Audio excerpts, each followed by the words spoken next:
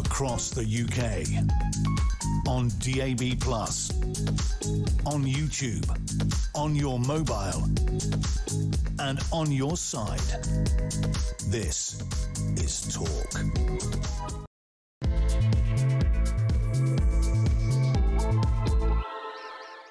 Well, good morning. Welcome to the show. This is Talk, the home of common sense. I'm Julia Hartley-Brewer. As Ian Collins said, I hope everyone's standing to attention. Of course, another quiet week while I was away last week. Not much going on. Just a small invasion of Europe. Not mainland Europe, everyone was saying about Ceuta. Not mainland Europe.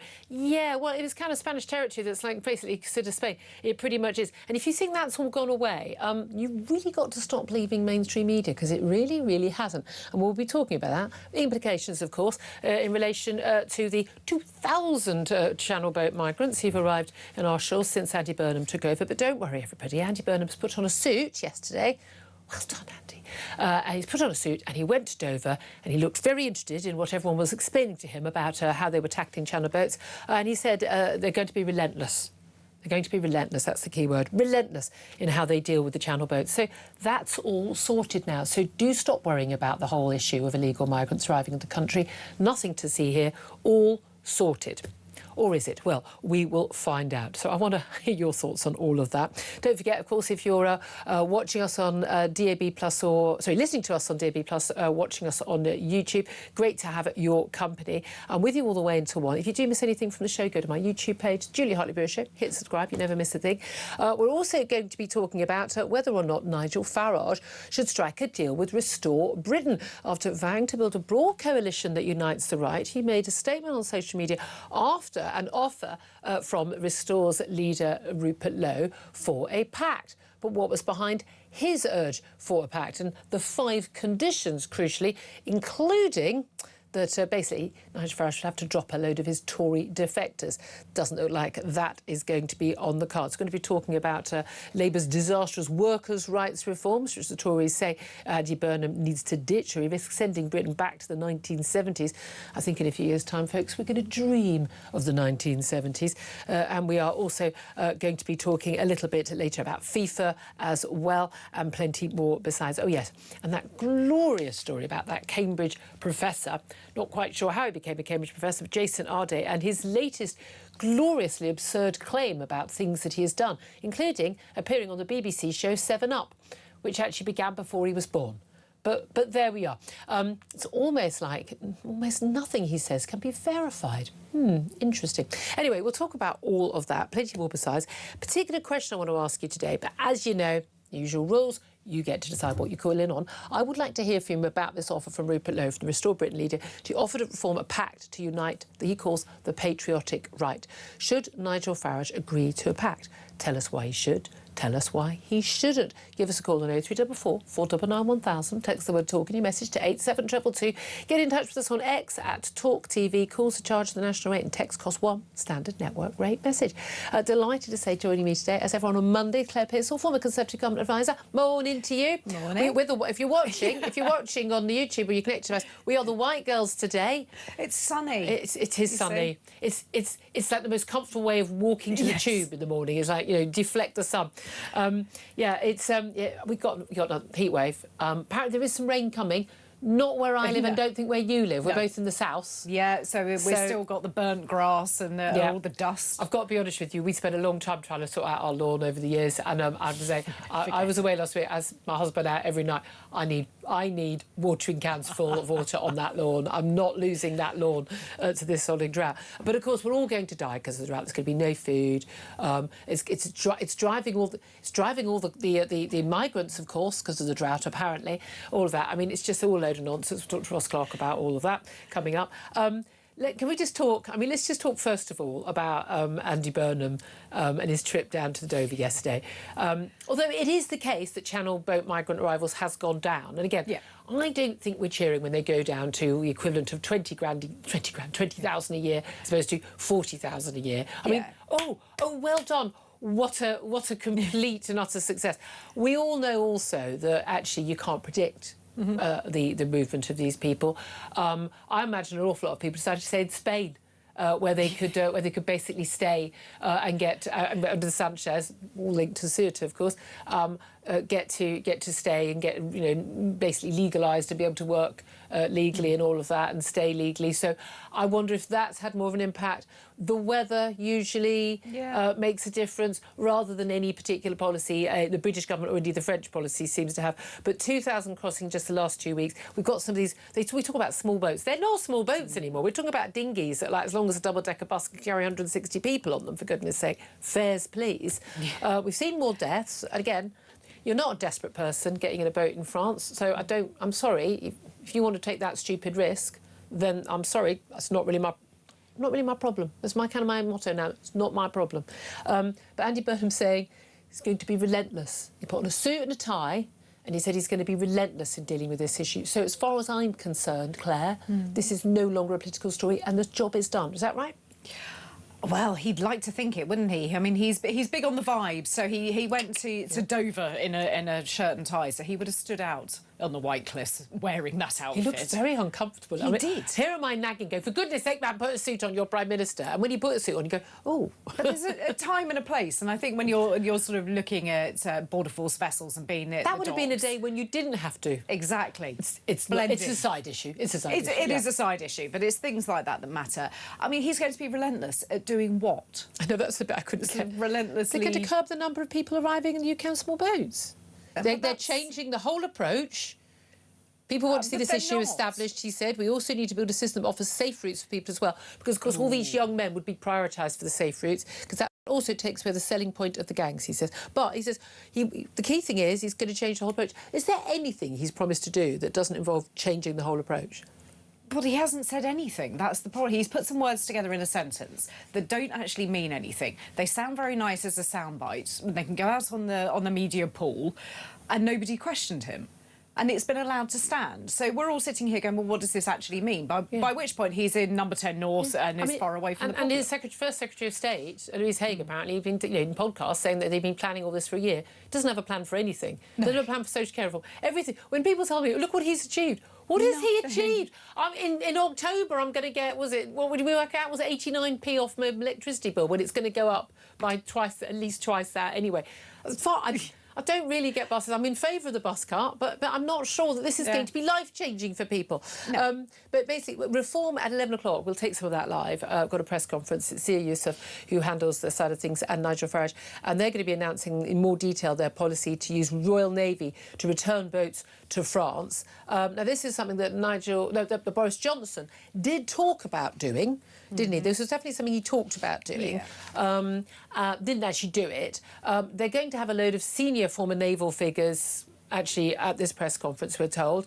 I have to say, I mean, look, I remember having rows with various folk over the years about pushing back boats. You can't be pushing back dinghies safely. That's not. But taking people, you're in the middle of the channel, fine. We'll pick you up. Here's a bottle of water, here's a sarnie, and now we're taking you straight back to the beach you've just come from. I mean, the only thing that would go wrong is the French aren't going to agree to it. Of course they're not. No. But if the French don't agree to it, as a point that's been made, are they realistically going to start firing on the Royal Navy? Are they going to be punishing us with some sort of embargo? What are they going to be doing? But there are so many problems with this plan, and it has been tried before. But it hasn't. No one's ever done it. Priti Patel stationed the Royal Navy out of the Channel. No, but they didn't actually do it. They never took anyone back. No, they didn't. But it's not been tried before. Well, putting people out in the Channel, she did do that, and it failed abysmally. It didn't work. Nobody could pick up the migrants out of the boats purely because the vessels that we have are not low enough, and it comes down to some really basic some more boats. stuff. Buy some more boats. OK. I would love. Wait a minute, no, wait a second. Are you saying you can get them out of the boats, out of the dinghies, but you can't get them back on the dinghies? No, you can't get them. You can't scoop them up out of the water onto the back of those vessels that the Royal Navy have. OK, you can do it on a passenger ferry. I mean, you may as well get a P&O ferry. It'd be a lot easier. Fine. Well, let's do that. But that's not the Royal Navy. So I think that there are so many the Royal problems Navy with surely this. can basically say this is now a Royal Navy vessel. take over. Frankly, we've probably got more P&O ferries than we've got frigates, so, you know. Yeah, we have. I mean, Nigel Farage talking about this is a big issue in maritime, you know, action. It can't be because we haven't got any ships. No, we don't. Which is an issue. And that is the other problem. We couldn't get one over to Cyprus. I would say that policing our actual immediate border would be a #1 priority, and getting these people, not allowing these people who are, many of them are foreign criminals, they're already convicted, we know some of them are terrorists, we know that, the security forces have said that. I would say absolutely a top priority for our security, so I'm more than happy for our ships to be diverted to do this. I wouldn't mind if we had the capacity to do it, but we don't. And putting out a policy like then this... let's buy it. Absolutely. You know that I'm all in favour of increased good training for the Navy. But the thing is, we don't have that now. So what is reform going to do? Are they going to increase defence spending by the amount that we would need? They'd need to do that very quickly to get those vessels in place. There are so many practicalities, let alone the fact of returning people into a country that they haven't agreed to take them back. Now, I know a lot of people will say, well, it doesn't matter, just sort of chuck them near the coast and make them swim back a little bit. That's fine. What are we going to do if the French start to pick people up in the middle of the water and put them in the same position on the beaches of Dover? We would go absolutely spare if the French started. Well, that's because they didn't start at our shores. No, I know. Under maritime law, apparently this is all legal under maritime law. I'm sorry, I'm a bit fed up with the French playing, oh, what can we do, what can we do, or you go to the water. Apparently, you know, what we're paying the Son of God on the front page, they're billing us £8,000 for every migrant they stop, and that's the actual cost of these multi-£100,000 payments, not £100,000, £100 million payments we pay them.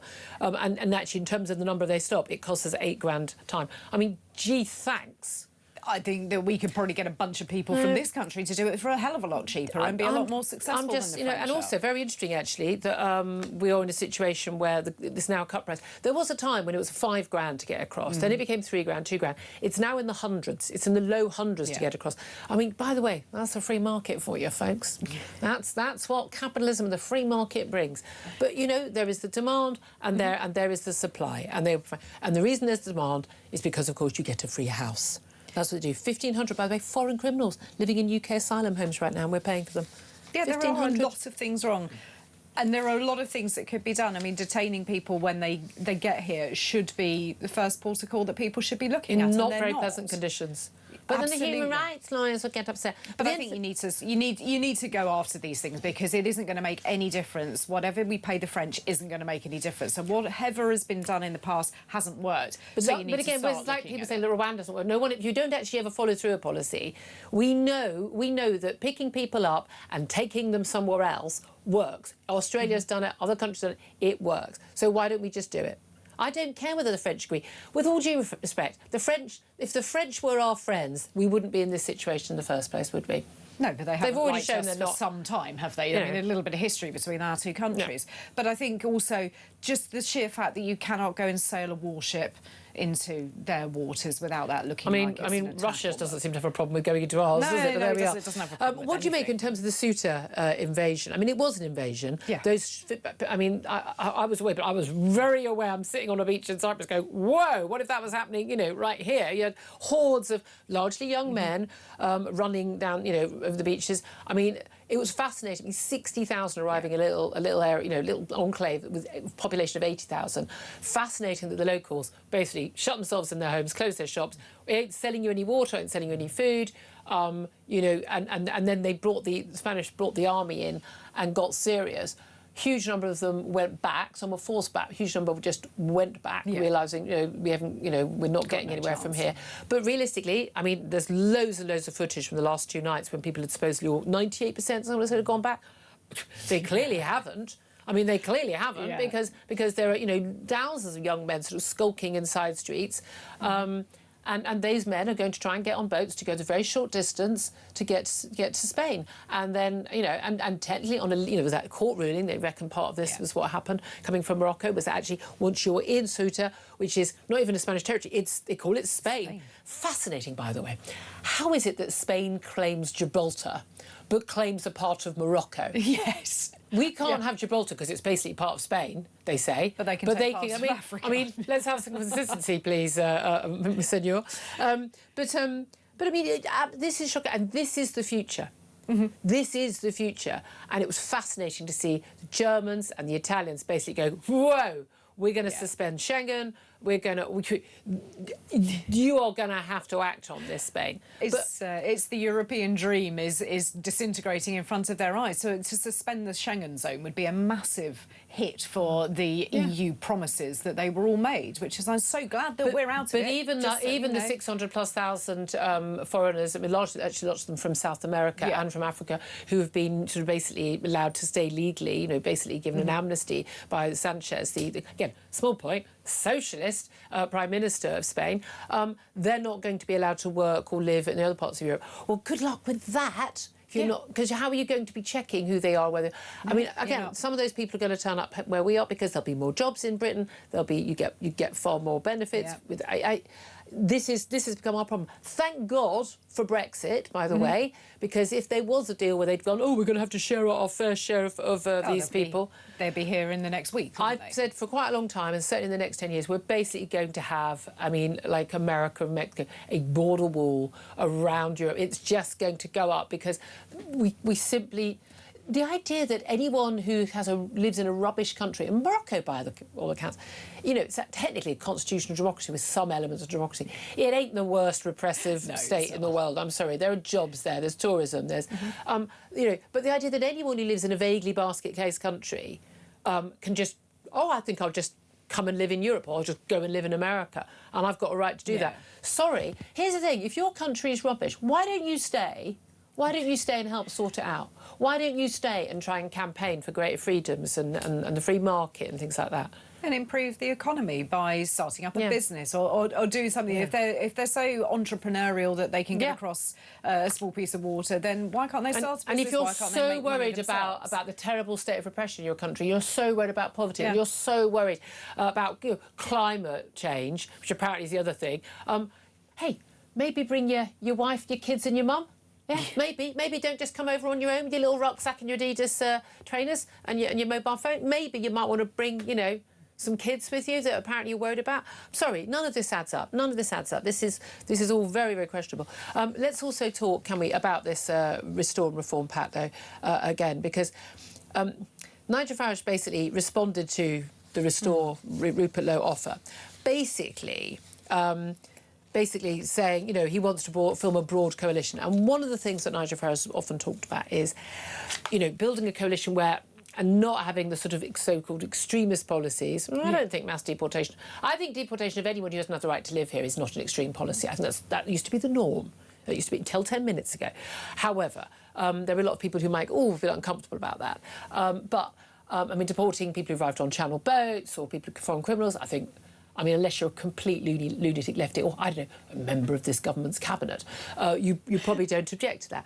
But there is that thing for Nigel Farage about building that coalition, getting some Tory votes. Nobody I know who knows anything about politics thinks that there won't be some sort of deal if there isn't an outright majority for reform at the next election, which, by the way, is looking less and less likely with Nigel Farage's money issues, understandably. And I've raised a lot of concerns about that. But Restore, I mean, in Makerfield and Restore in the Manchester mayoral election last week, they're taking this sort of 8-9%.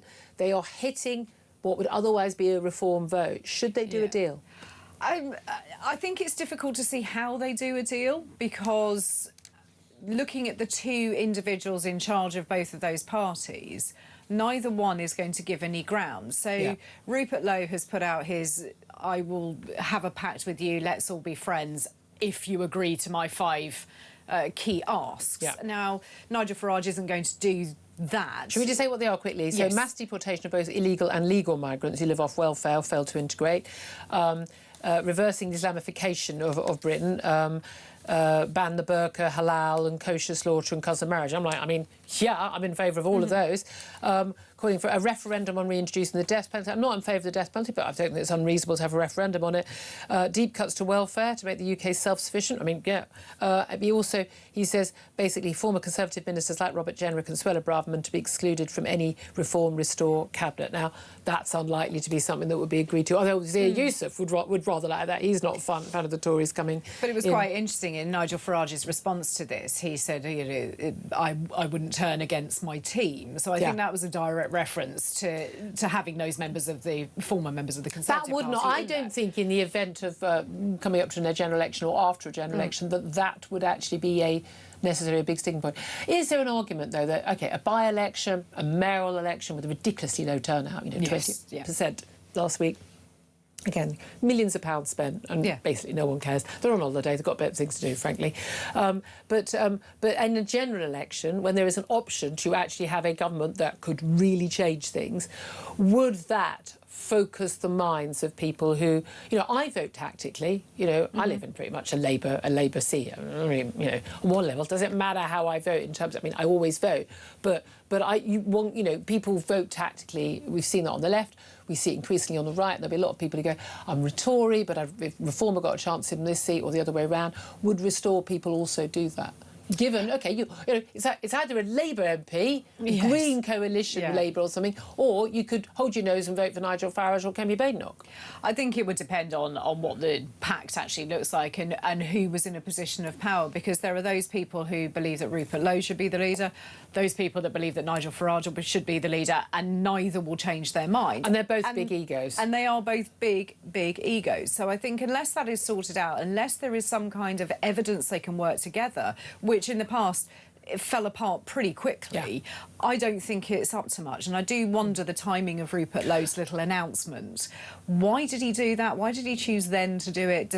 Trying to take the headlines away? I'm just a little suspicious as the motives behind it. Indeed. And also public rather than private, or maybe there's been private overtures. We don't know. We've got a Reform press conference coming at 11. We did have a Reform guest on at midday who's pulled out. Someone who's pulled out a number of times when they've been booked on the show. Not impressed with that, people. Got to be honest with you. Not a big fan. Professionalise, people. Professionalise. If you book onto a show, you turn up to the show. I'm old-fashioned like that. But, if you want to bother any Reform folk and say, would you like them to actually come on the show so we can have a proper conversation about these issues? Love to hear from them. Do give us a call. I want to hear your thoughts on anything and everything we're talking about, the Channel Boat migrants, the Ceuta invasion, all of that. But crucially, I want to hear your thoughts on this offer from Restore Britain leader Rupert Lowe, former Reform UK MP, of course, offering Reform a pact to unite, he calls the patriotic right. Bearing in mind, there'll be a lot of talk about should there be a pact with the Tories. I mean, we're just looking at complete, could we have a unity on the right? Would that mean there'd actually be a government that might deal with some of the issues we want dealt with? Should Nigel Farage agree to a pact? Tell us why he should.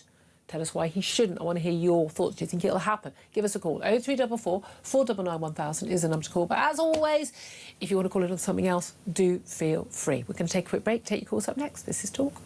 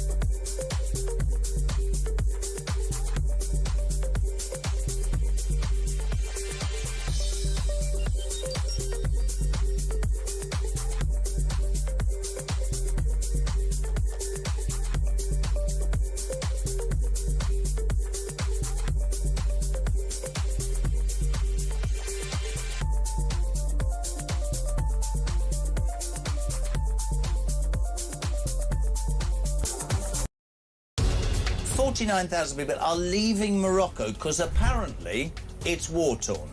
But Jet2 this morning are offering 20% off a trip to Morocco for a week. Which country in Europe wipes everybody else's backside but its own people? Here. This is a huge football story, folks. UEFA has now said no European nation will participate in any FIFA competition so long as proposals to create a company to run the World Cup remain alive. across the UK, on DAB+, on YouTube, on your mobile, and on your side. This is Talk. This is Talk, the Home of Common Sense, with me, Julia Hartley-Brewer. 10:27 is the time. Let's get straight to your calls. 0344 499 1000. In particular, asking you to call in about this offer from Restore leader Rupert Lowe to Nigel Farage about a pact to unite the patriotic right. Do you think it'll happen? Should it? Shouldn't it? Let's talk to Spike, who's in Hampshire. Hello, Spike. Good morning, ladies. Good morning. Now, Spike, is that your given name? Is it on the birth certificate? It's on my passport. It's on my driving licence. Yeah. As in Milligan? Oh, God, I love that, Spike. Wonderful. Right, tell me, my darling, what do you think of this offer of a pact? Personally, I think it's tainted. I think what Lowe's doing, he's trying to set up reform or Farage for a fall. He's making this offer stating it's in the country's interest, knowing that Farage will not accept the conditions he's laid down. Yeah. And Don't give public conditions that you know. Exactly. And now, when Farage turns around and says, sorry, I'm not going to stab my people in the back just for you, and then Lowe will turn around and say, look at that, Farage is putting his own interest before country interest. Yeah, that's a very good point. And especially as when Nigel Farage's response in that statement on Twitter last night was X, was about, building a broad coalition. I didn't see that. Yeah, well, it's interesting. But again, it's about appealing to, let's face it, a load of Conservatives who in a local constituency go, oh, reform, I've got a better chance, I'll vote for reform. Whereas they probably wouldn't if he was linked up with Restore, given... I've got no problem with Rupert Lowe. I think he talks a lot of sense. Some of the people linked to that party I've got a very big problem with. Yeah, but... you don't trust it? It's the sort of usual inter-party shenanigans. When they see politicians on the ropes, they go for the throat, don't they?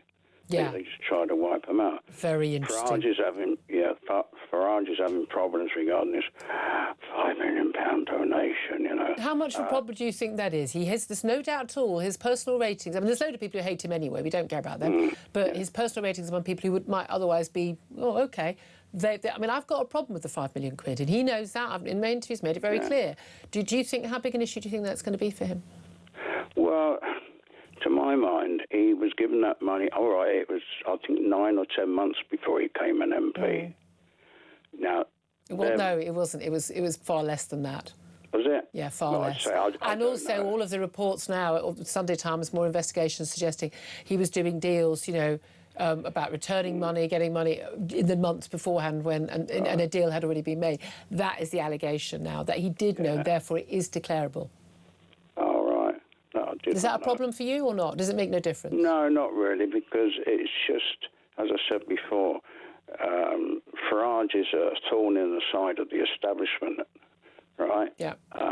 So when the establishment sees a little chink in the armour, they all pile in for it, and they'll keep biting at it like a terrier. It's almost like they're a very clever man like Nigel Farage should have foreseen that and therefore not given them any ammunition. But as he said at the time, he wasn't an MP, and he accepted it. Maybe at the time he did not think he was going to be Except an MP. That the Sunday Times keeps reporting that there was evidence that he was thinking about coming back. And again, Spike, really appreciate your call. Thank you very much. Love to hear your thoughts on what Spike had to say. Let's talk to John. He's in the Dordogne in France, as he always calls in. For John, good morning to you. What do you want to say? I was a lifelong Tory, like all reform, most reform. I'm now a member. I love Rupert Lowe when he's in these parliamentary things and pulling the civil servants to pieces. Oh, yeah. He's superb, yeah. Absolutely. He just ripped them apart. I listened to the full transcript of the video yesterday and I was amazed. I've been praying for him to come back, but now I don't know. Wait a minute, you'd like Lowe back in reform, is what you're saying? Yeah, but not... That's not going to happen. Well, no, I agree, totally agree. What he was asking for yesterday was crazy. What? Which bit? All of it. The bit about Suella. Yeah, And dropping Jenrick and Suella Braverman. I mean, that's just not. Tories. That's not going to They're happen. all Tories, all of it. Well, yeah, an Michael awful was a lot. I mean, Richard Tice, Nigel Farage were Tories. Really? It's crazy. Anyway, my opinion is it's doomed to fail. Yeah. Sadly, I mean, maybe we can get Ben back. I don't know, but you know, I said to Ian about half an hour ago in Colin, there'll be more attacks. The more of them that come in, there's going to be more attacks. Okay. You know, big attacks. We shall see. Yeah, it's going to keep going. John, thank you. So it was a bit of a funny line. It kept coming in and out. Thank you very much for that, John. Coming up, we're going to take a quick break. Then we're going to be talking to Sun columnist David Wooding. This is Talk.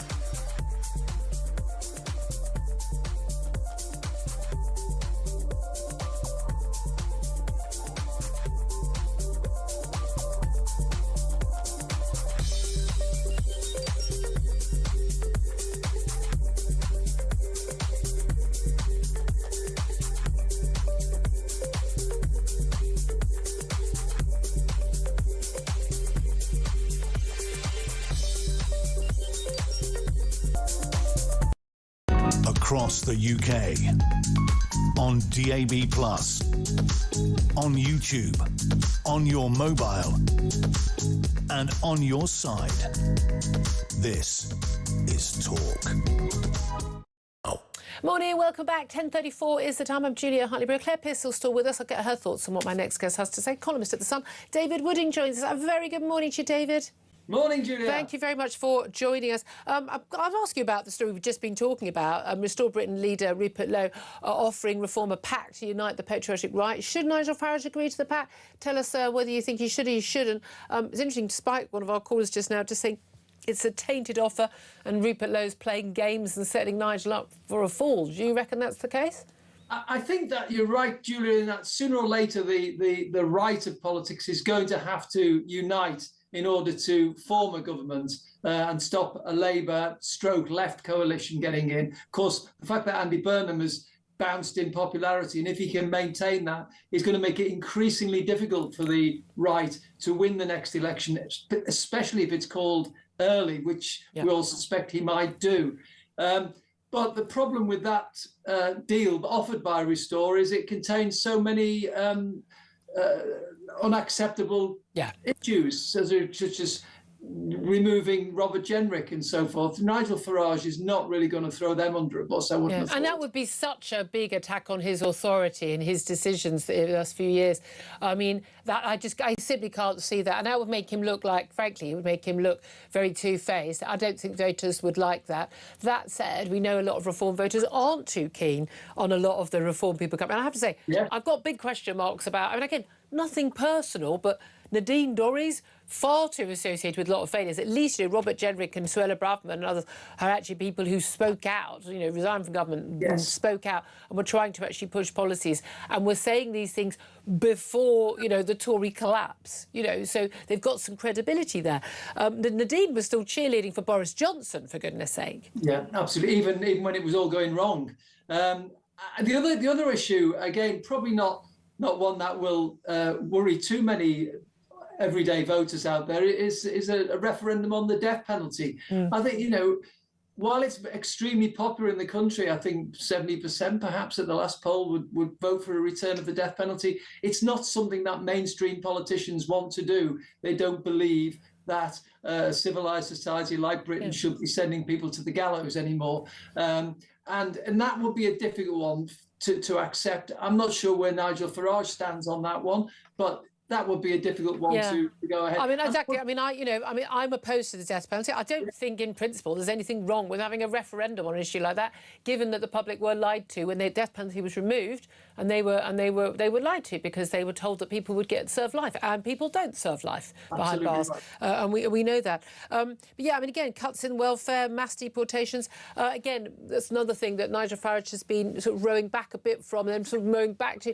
There's been quite a lot of movement in terms of how many people be deported, and he's right to say, let's be realistic. Let's prioritise the people who we definitely, the foreign criminals, the people who've arrived illegally, getting them out. But realistically, and we've seen what happened in America with ICE agents. Okay, that's rather different. The masks and guns and the like will be very different here.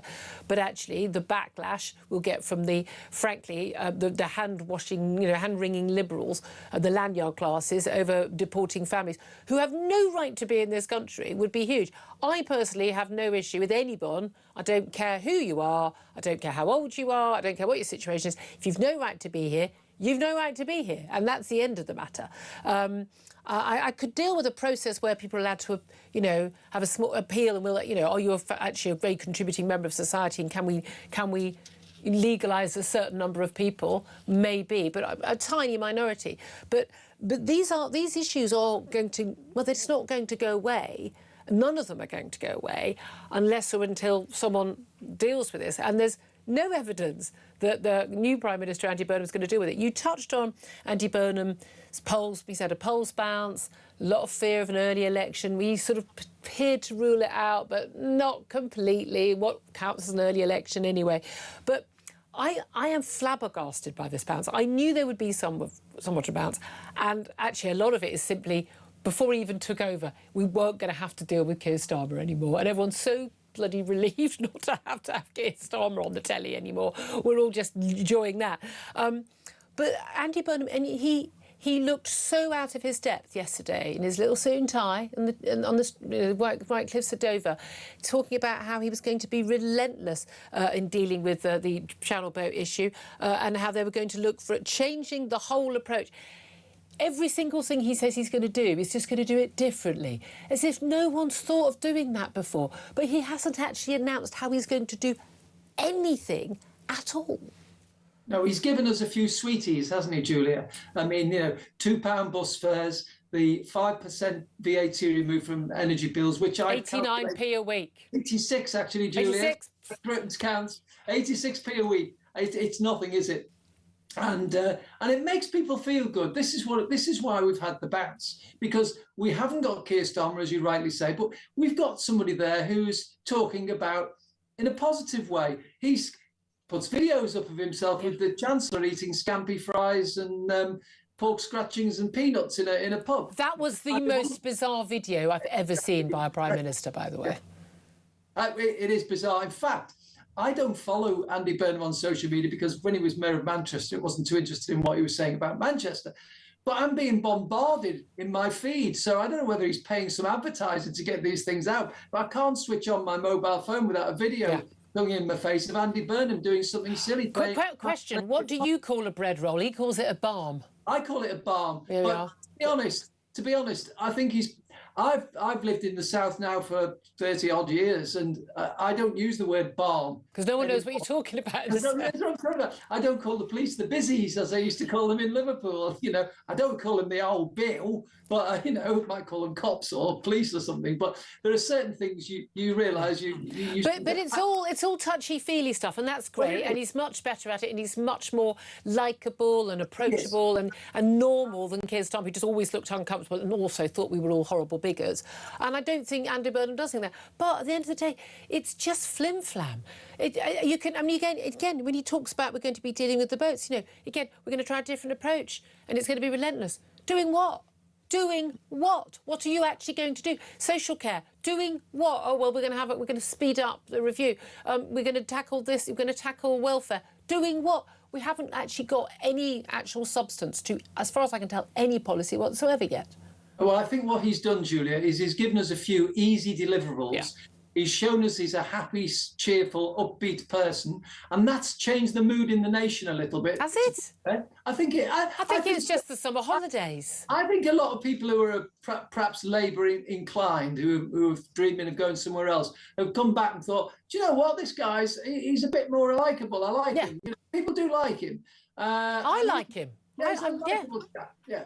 And so he's done these easy liberals. People say, oh, look, he's done this already. Meanwhile, that's buying him time. And now we've got the summer recess till September to try and come up with ideas to crack the real big problems: defence, migration, the economy, growth, all those issues. Nothing he's done so far is going to crack those issues. No, nothing he's spoken about so far. Again, by all accounts, over the weekend it emerged that his new Chancellor, John Healey, didn't actually get agreement to 3% of GDP being spent on defence by 2030, which was what he said was needed when he resigned as Defence Secretary under Keir Starmer. So what the hell is he doing in that government? Well, the thing we hear a lot from Andy Burnham, the phrase we heard a lot is we need to do more on this. That's what he said yesterday about migration. Yeah. Yes, there have been some positives, we've made progress, but we need to do more. Well, we know we need to do more. Everybody's known that for years. What is the more? That's the question he needs to answer. Yeah, that's the thing we don't hear. Just some breaking news, literally handed to me while you're speaking there. It's just emerged that Richard Tice is now, obviously, deputy leader of the Reform Party. He is now under investigation by the Parliamentary Standards Czar for allegedly failing to declare a financial interest. This is the Standards Commissioner Daniel Greenberg has launched an investigation into Reform UK deputy leader, saying a complaint made against Tice over an undeclared loan of nearly £80,000 from George Cottrell, Gorgeous George, as he's known, Posh George, one of Nigel Farage's closest aides and a convicted fraudster from many years ago. And he's now confirmed that investigation is underway of his failure to declare an interest. Now, basically, this is, we're in the same sort of territory, aren't we, of not declaring that, that you've got money from somebody. And MPs are required to declare an interest on any money they've had related to their politics in the year before they're elected as well. This is where Nigel Farage has got unstuck with his $5 million from Chris Harborne and some money from George Cottrell as well. How serious do you think this is? And is this, as a lot of people in Reform think, a big establishment stitch-up? Well, it may well be, Julia, but there's a lot of this mud will stick. People don't actually read the details. No. I mean, you, like me, you probably read the Sunday Times story yesterday. There was a lot of nitty-gritty detail in there, and it took quite two readings in some cases to try and get to the bottom of what it was actually saying. Most people don't read that. All they take is the background noise, which is that there's something dodgy about Reform's funding, and the drip of this is having an effect. And I think that's why Nigel Farage may be driven to the negotiating table about a deal on the right, because you've got Andy Burnham's bounce eating into his leadership popularity. You've got Reclaim UK, Restore UK. There's a lot of them, don't worry. Restore UK, nicking votes. You've got the rise in effectiveness of Kemi Badenoch as the Tory leader, and then you've got all this business with the funding of Reform UK. But again, you said this phrase. You said this dodgy funding. There's no actual evidence there's anything dodgy. No. It's just a question of whether it's been correctly. The admin has been done. I mean, Nigel Farage scaling, it's got nothing to do with politics. It was money I could spend on what I wanted. But this money. There's no reason why this money isn't. It's no more or less dodgy than any major donation to a political party in this country. No, it's the drip though, Julia. Obviously, in the same way, Angela Rayner was found to have done nothing wrong by the HMRC over her stamp duty payment not being made. But nevertheless, apart from the fact she hadn't paid her full thing. But is it? I think there's one of the things that people understand. It's like including you and me, who've been political watchers for a long time. There are some things where we've all had to pay stamp duty when we bought a home. And when someone who's in charge of stamp duty, as housing secretary, does it on the second home, doesn't pay it herself. That we can feel that people who've been Louise Haigh convicted for fraud, for goodness sake, in a previous job, didn't declare it. The expenses scandal, people people, trying to bill for, cleaning their moat, for goodness sake, not paying for their, the tellies that we would save up to buy, they're just getting on the, on the expenses, but then swapping homes. That stuff, people really say, Boris Johnson, while we're all not seeing our parents and our siblings, having a party, non-stop parties in Number 10. And by the way, it wasn't just cake. There were parties every other night, as far as I can tell, in Number 10 throughout lockdown. So, I mean, people, there's the stuff that's much more tangible, but most people don't understand why someone who's living in Thailand is giving 5 million quid to a bloke in Britain. I'm sorry, but that's where it looks dodgy. Yeah, absolutely. And that's had an impact also on the demeanour of Nigel Farage. Hasn't it? Yeah. He's looked a little bit rattled. He's looked less friendly when questioned. And one of his great popularity pluses is that he's good communicator on television, but when he starts to look a little bit angry and as if he's losing it, then it's well, not a good we'll see what his demeanour is at 11 o'clock at that press conference. David Doing, Sun columnist, thank you so much. So just a quick reaction to all of that. I think it's really interesting that David just picked up on the TikTok Prime Minister that we have at the moment, because my son, who is a teenager, handed me his phone and said, this keeps coming up, and it was sort of pictures of Andy Burnham, and he said there are loads of them, and he's scrolling through, and it is absolutely non-stop, but that's what we've not had previously. Yeah. I hope it doesn't continue, because the one with John Healey was hideous. Judging Barsnack, genuinely, please spend your time improving the country. 10:48's time, we're going to take a quick break. Love to hear your thoughts on all of that. Up next, we're going to be talking to a guest about what on earth has been going on in the last few days in Ceuta. And is it true that everyone's just, they've all just gone back home to Morocco? Because that is not what video footage from even last night in that Spanish enclave is suggesting. We'll talk about that up next. This is Talk.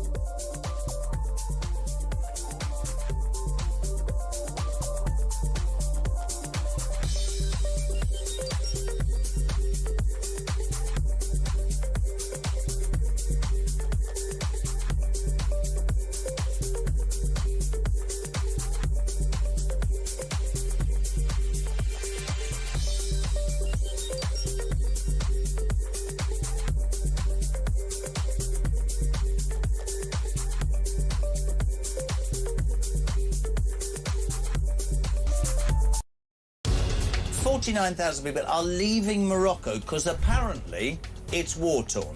But Jet2 this morning are offering 20% off a trip to Morocco for a week. Which country in Europe wipes everybody else's backside but its own people? Here. This is a huge football story, folks. UEFA has now said no European nation will participate in any FIFA competition so long as proposals to create a company to run the World Cup remain alive.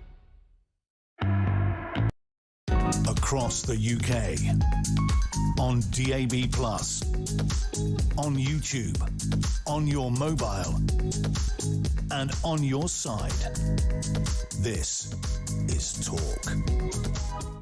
A very good morning, welcome back. This is Talk. 10:50 is the time. Let's talk about a story which, well, absolutely hit us like, a blow to the head on Thursday last week, been in the news ever since, and that was the, let's use that word, invasion of Spanish territory on the African continent, but off the country of Morocco, of some 60,000 young men swimming in the sea, climbing over barriers, just storming into a tiny little Spanish enclave enclave, officially Spanish, not in Spanish territory, but officially part of Spain, just on the south of Gibraltar, effectively, and marauding across the streets.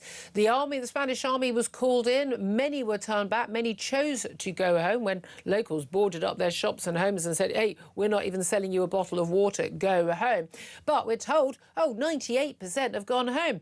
That is not what video footage from Ceuta is suggesting in the last 24, 48 hours. Let's talk about that with Stefan Thompson, founder of Visegrad24. They're a major account on X and a major news website. Very good morning to you, Stefan.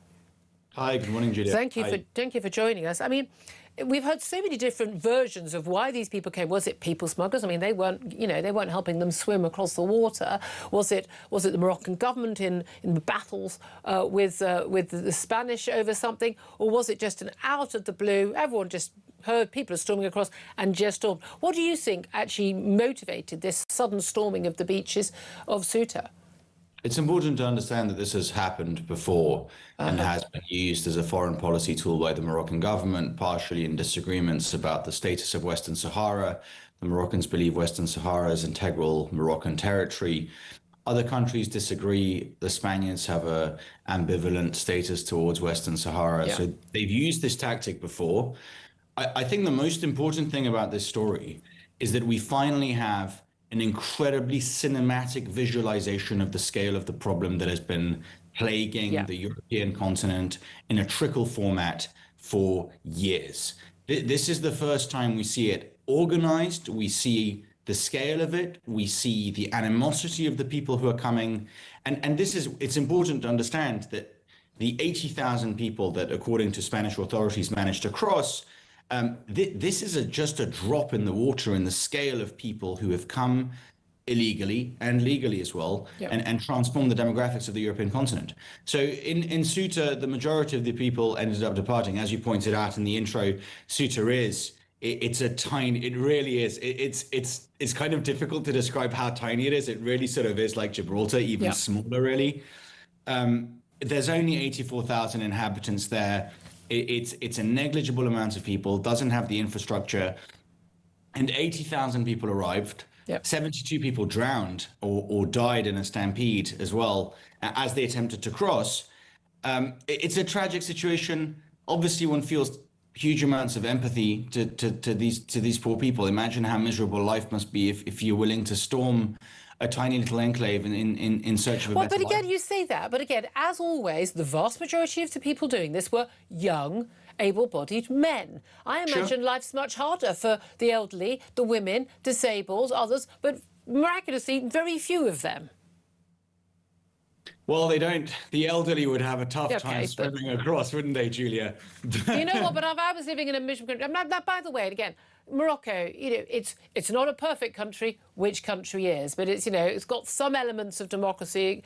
It is by no means the most repressive or bad country to be. This is not the worst of the worst. This is a country where there is more of a future and an option. There's tourism. We are not talking about some of the African basket case countries which other people are coming from. But we were told again and again, something even Andy Burnham was saying, our Prime Minister, was on the White Cliffs of Dover yesterday, saying that, that 98% of people have been turned back. But there's loads of video footage reporting to be from the last couple of days where huge numbers of young men skulking about on the streets, clearly not locals, nowhere to go, middle of the night. 60,000 arrived. We know that tens of thousands have gone home, but it looks like thousands have remained. 3,000 to 5,000 have remained. There are several excellent journalists on the ground, including Alexei Lavoie from Rebel News, who flew in from Canada, including journalists from the Swedish outlet News, including the Nowhere photographer who's doing incredible work on X, who went there and documented. 3,000 to 5,000 have stayed and have declared that they will not leave. And so, as you correctly pointed out, the vast majority of those who arrived as a sort of almost a flash mob and promptly left because there's simply nothing to do. No one's feeding them, no one's providing them with aid, no one's providing them with refugee status. They simply left. Except the Spanish. One of the reasons people thought this had actually been, the motivation was that there had been a court ruling by Spain that someone in Ceuta could not be deported. because it was Spanish territory. There was a court order, correct, that says that if you swim abroad, if you swim into Spain, you will be processed as a refugee. It is. I think actually the correct reaction to all of this is to laugh. The radicals who have taken control of several European countries and of numerous institutions, I think at the end of the day, more than hearty debate, what they truly fear is laughter and mockery, and we really shouldn't. Except it isn't. I mean, it isn't funny. I mean, Sanchez, the Scottish mistake, the socialist Prime Minister of Spain. I mean, the amnesty for, they thought, 500,000-600,000 people working illegally. A lot of them actually from South America, not from Africa and Middle East. But almost 700,000 being granted the right to stay. Even the other countries like Germany and France and Italy. Julia, it's more than that. More than that actually been granted. I was told they hadn't actually been granted. 1.2 million have applied and are currently being processed. Yeah. And Vox opposition leaders suggest it will be as many as 3 million will end up being processed under that amnesty. Yeah, I mean, this is properly an insane policy. And it's interesting that other European leaders now, but Giorgia Meloni leaving the way, but Schulz, of course, in Germany, basically saying, no. I mean, we could see the end of the Schengen zone at this point, could we not? Yes. You say it's insane policy. It's actually not. If you look at it from the perspective of a socialist, you see the exact same pattern in France, where hard left socialists, sort of people who almost lean into Marxism, so Pedro Sanchez in Spain, Jean-Luc Mélenchon in France, they have realized that they cannot usher in their socialist utopia with the ethnic people. So Jean-Luc Mélenchon is perhaps one of France's most talented politicians, a deeply disagreeable man with a deeply horrific view of what his country should look like. But they are making strategic alliances across sort of progressive forces, and on the other hand, essentially imported voters. So from Sanchez's perspective, it makes all the sense in the world. It's a very, very sane policy. And again, we're dealing with a left-wing government in this country, but Andy Burnham, probably the most left-wing prime minister we've had in many a decade. And again, lots of people in his cabinet, a lot of his MPs, they fundamentally believe in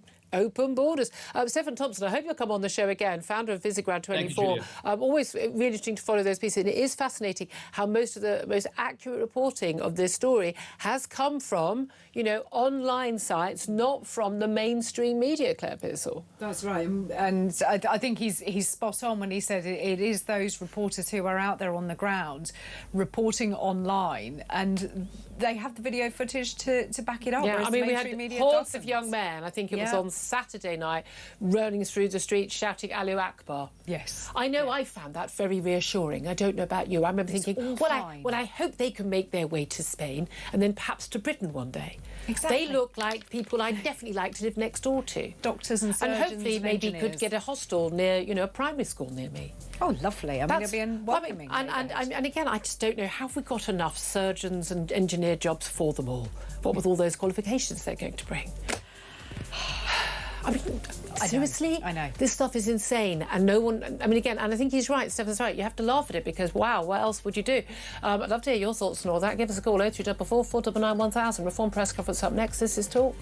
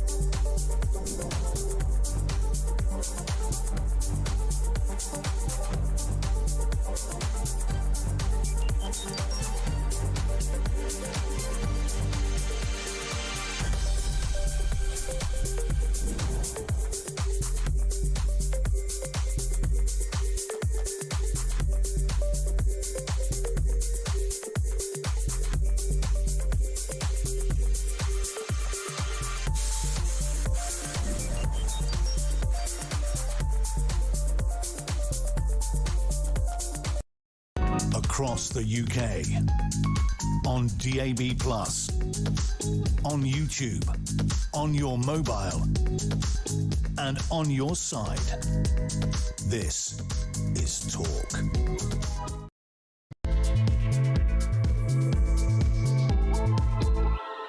Good morning, welcome back to the show. This is Talk, the home of common sense, with me, Julia Hartley-Brewer. Let's go live right now to central London, where Nigel Farage is holding a press conference with Zia Youssef. Let's go live over to that conference. Against it, but of course to no avail.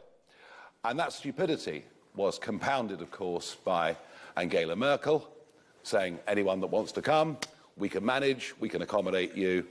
And it's had pretty dire consequences. One only has to think about what's happened to the city of Malmo, previously a fairly peaceful port, now one of the murder and rape hotspots in the whole of Europe.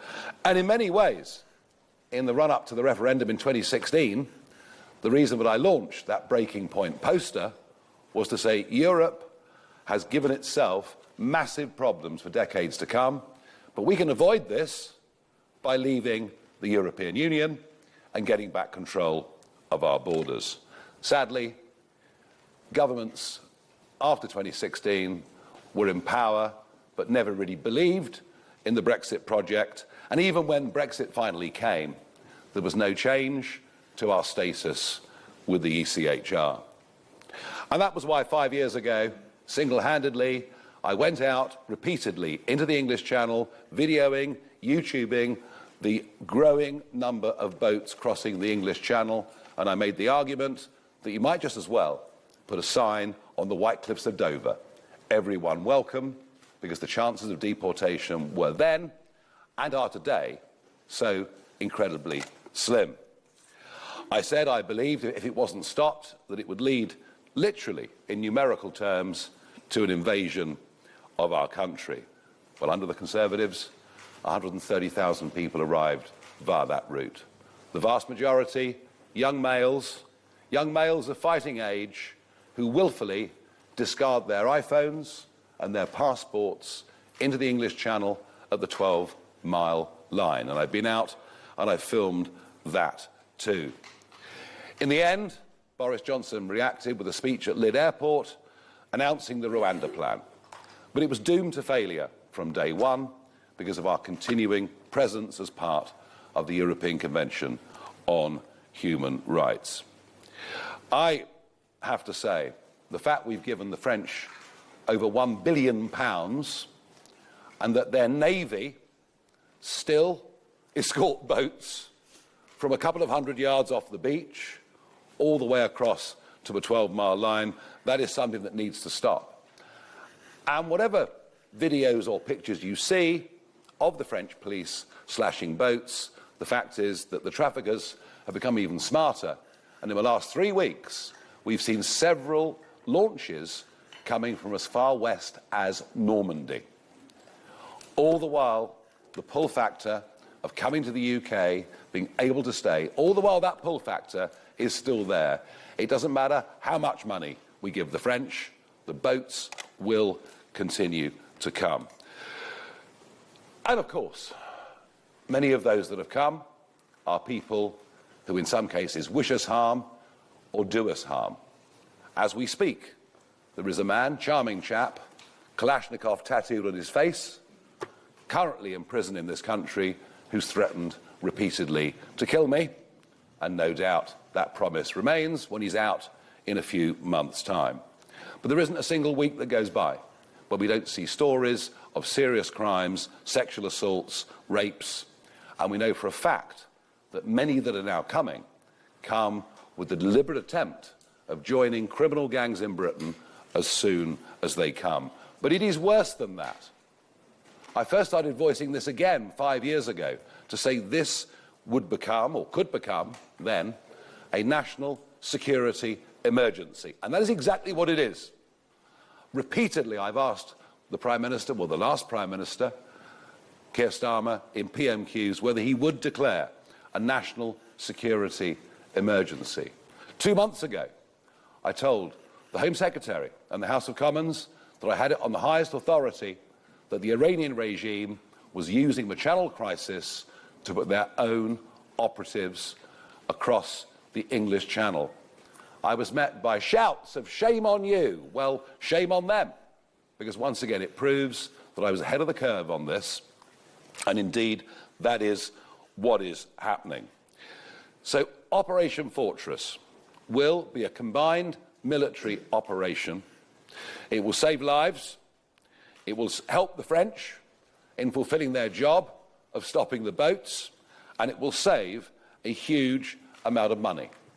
We are very confident that our policy of securely picking people up and safely taking them back to France, we are entirely confident that that falls within other conventions of international law, and you'll see that argued clearly in this document. And when you think about it, what is the Royal Navy for? If the Royal Navy is not there to protect this country from invasion, then frankly, I can't see what its purpose is. We now see a Conservative shadow Home Secretary going into the English Channel 5 years too late and making exactly the same arguments now that I've made for 5 years. But remember, in their 2010, 15, 17 and 19 manifestos, they promised net migration down to tens of thousands a year and shouldn't be believed. And even since Andy Burnham has become Prime Minister, already 2,000 people have crossed the English Channel. There is an argument doing the rounds in the media that it's okay. It's fine. The numbers are 40% lower than they were this time last year. But it only takes one or two Iranian terrorists to come into Britain and commit a mass atrocity for this to be a disaster. The Australians faced all of these problems many years ago. They tried offshore processing. They tried a number of things, and in the end what worked was towing the boats back to Indonesia. And since then, hardly a boat has landed in Australia. I am entirely confident that under a reform government, within a fortnight, there would be no more boats. And whilst this issue may not be uppermost in the minds of many in Westminster, I can tell you out in the country, it is. And that comes down to a simple point: fairness. What is fair? What is right? What is wrong? Those who come to Britain legally now go through a long, expensive process. It's unfair on them. And to now see a situation where those that come to Britain illegally, via these means, go to the top of social housing lists all over the country is simply unfair. I do not have much confidence that this Prime Minister will grip this, but I very much hope that I'm wrong, and I will ask Zia to lay out more of the operational details. Thank you.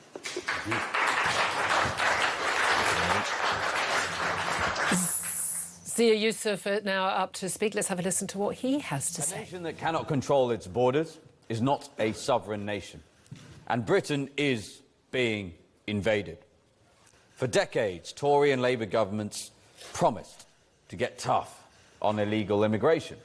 And yet, year after year after year, tens of thousands of fighting-age males have arrived on our beaches.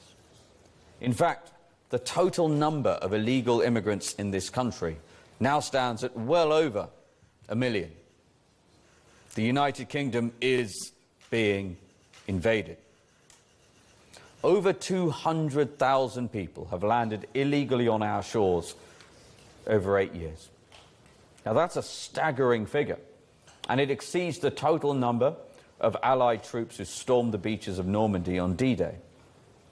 Those who arrive are unvetted, mainly military-aged men from Iran, Afghanistan, Syria and Iraq.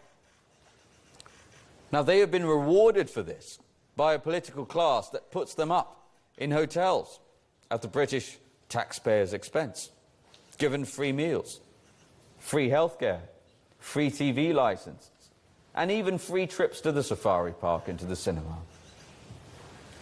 I never forget, as Nigel said, that it was the Tories that allowed 130,000 to arrive. Labour is simply continuing their betrayal.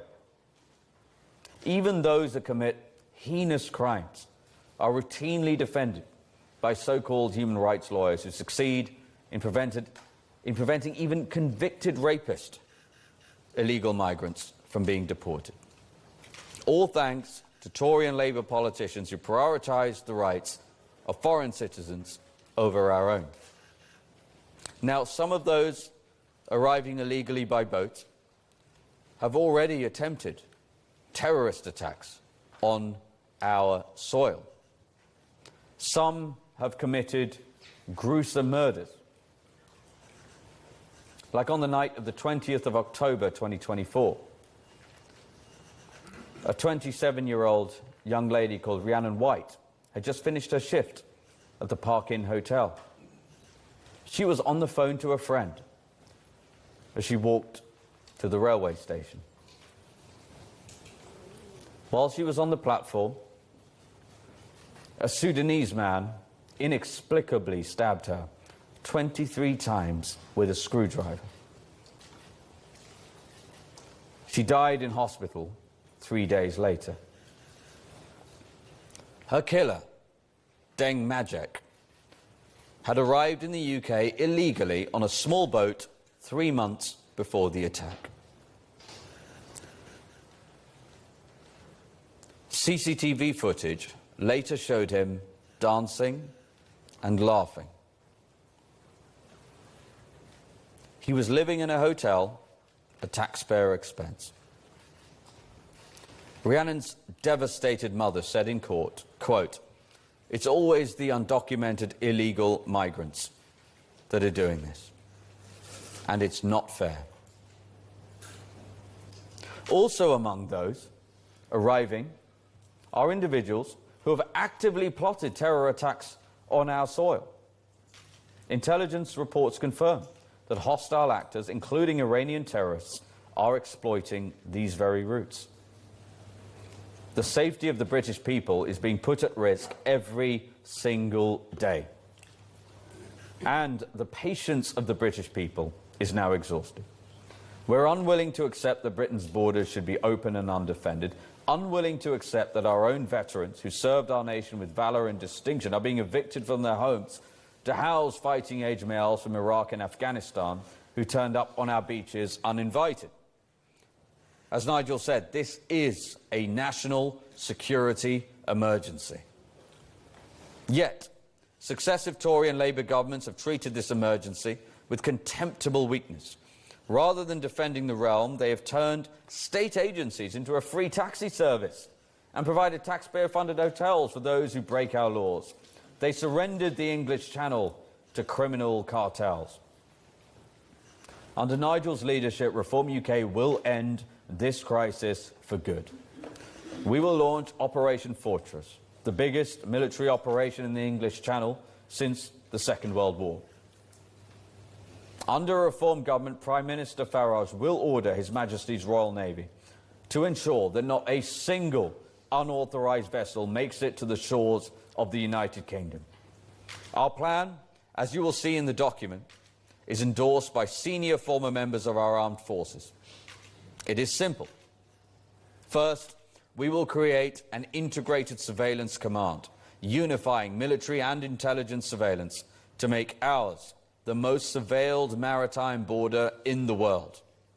Second, any vessel attempting to cross illegally will be intercepted by our armed forces, who will return them back to France.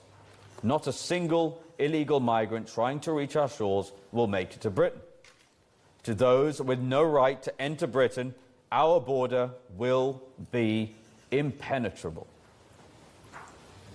Once the world realises that crossing the Channel illegally leads only to being intercepted by our Royal Marines and returned to France, the incentive structure breaks.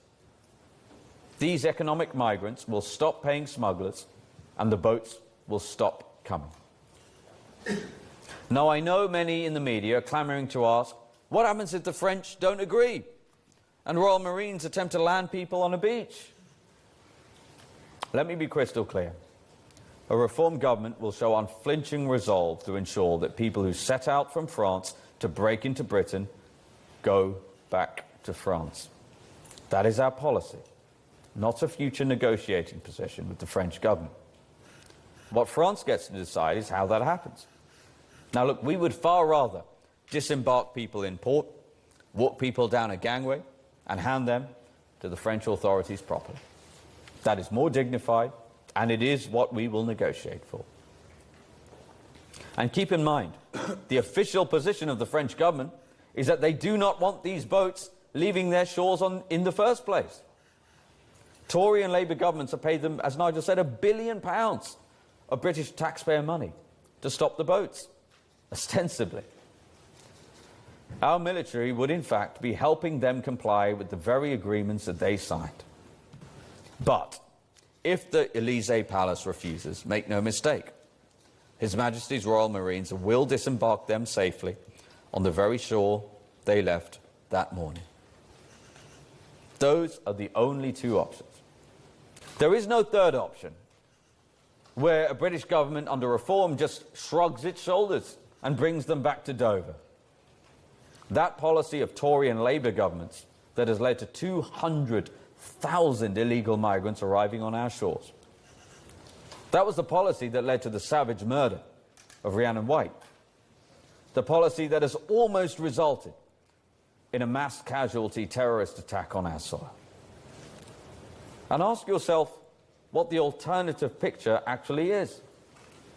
A president of France ordering French police onto a beach to block Royal Marines on a humanitarian mission from landing civilians in safety and forcing them back out to sea, directly endangering their lives?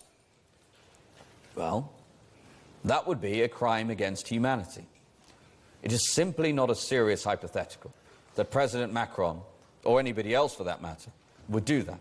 And I do not believe the French public would stand for it if he did.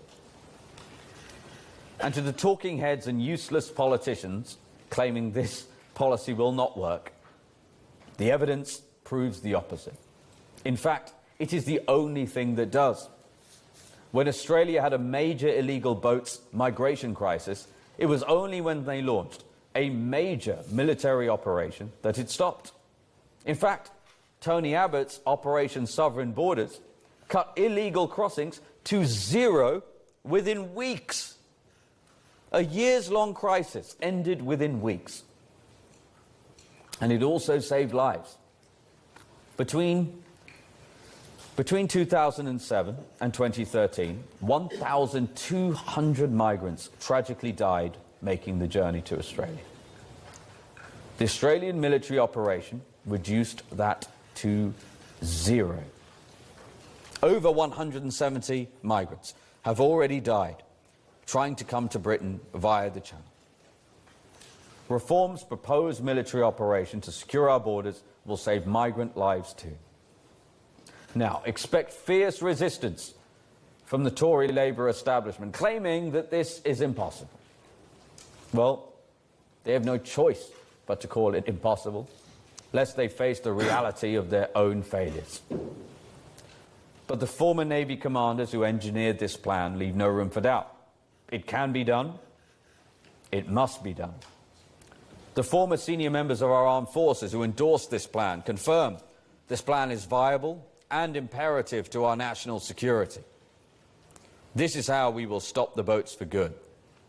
Reform will end the invasion of Britain. Reform will put the British people first. Thank you.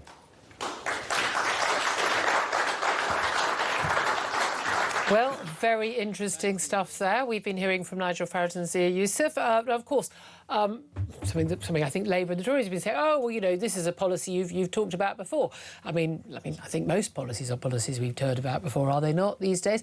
But very, very, very clear from Nigel Farage and Zia Youssef, a nation, as Zia Youssef says, that does not secure its borders is not a sovereign state. I mean, I think we can all agree on that, can we not, here at her talk? But basically, Operation Fortress, he says the biggest military operation in the Channel since World War II. I mean, it's not saying very much, not quite sure how many military vessels we have in the Royal Royal Navy that can actually operate on this. But basically, integrated surveillance command. I mean, well, we've had drones for a long time, people. We know when these boats are launching. And any vessel crossing illegally will be intercepted and will be returned to France. And basically, it can be done the nice way or the nasty way. The French can either agree to take these people, disembark them at ports and take them back, when, by the way, they'll stop coming. This is the point. They will stop coming to France because the only point of going to France, a lot of these people, is to get over to the UK. So if they're not coming to the UK, they may not go into France. Might work out quite well for French politicians, certainly those around Calais. If not, they'll be disembarked onto shores. I mean, if it's safe enough for them to get in the boats and the shores, what is the issue? Claire Pearsall, now you're a former Conservative government advisor. Are you one of the Tory Labour establishment who think this is impossible? Yes. Why? Because, what's impossible about it? I mean, there are so many problems with this. There are so many holes in this policy. Now, I don't disagree with need for secure borders. I don't think anybody disagrees with that. No, they do. Lots of Labour people and Green people and Lib Dems. I don't disagree They literally with think that. we should have open borders to the whole world. I'm all for detaining people and sending them back whence they came. We can't do that, apparently, either. Yeah, you can. We can't detain them and we can't deport them. So isn't it better that we just don't let them in the country in the first place? Why is it? What is impossible about this? OK, should we start with the number of vessels that we have currently available to us? 14 frigates or destroyers. OK, some of those are in dry dock and they're not working. So you need to increase the amount. If you're going to, if we're going to take this as doable, then you need to increase the amount of vessels that we have. Which we need to do anyway, so I'm all in favour of that. We absolutely do. It's not beyond the wit of man. We're not going to park a £1 billion Type 45 destroyer out in the middle of the channel when you're looking at very small boats, because the size difference just isn't going to work. So there are practicalities. Buy some ferries. Lovely. You need to have an agreement with France. You cannot go and sail your warship into French territorial waters. Well, OK. But again, but here's the thing. OK. So they're perfectly OK. I mean, the migrants, sorry, the illegal migrants, people smugglers, they don't have an agreement with France to just sail around and yet they do. What do you mean?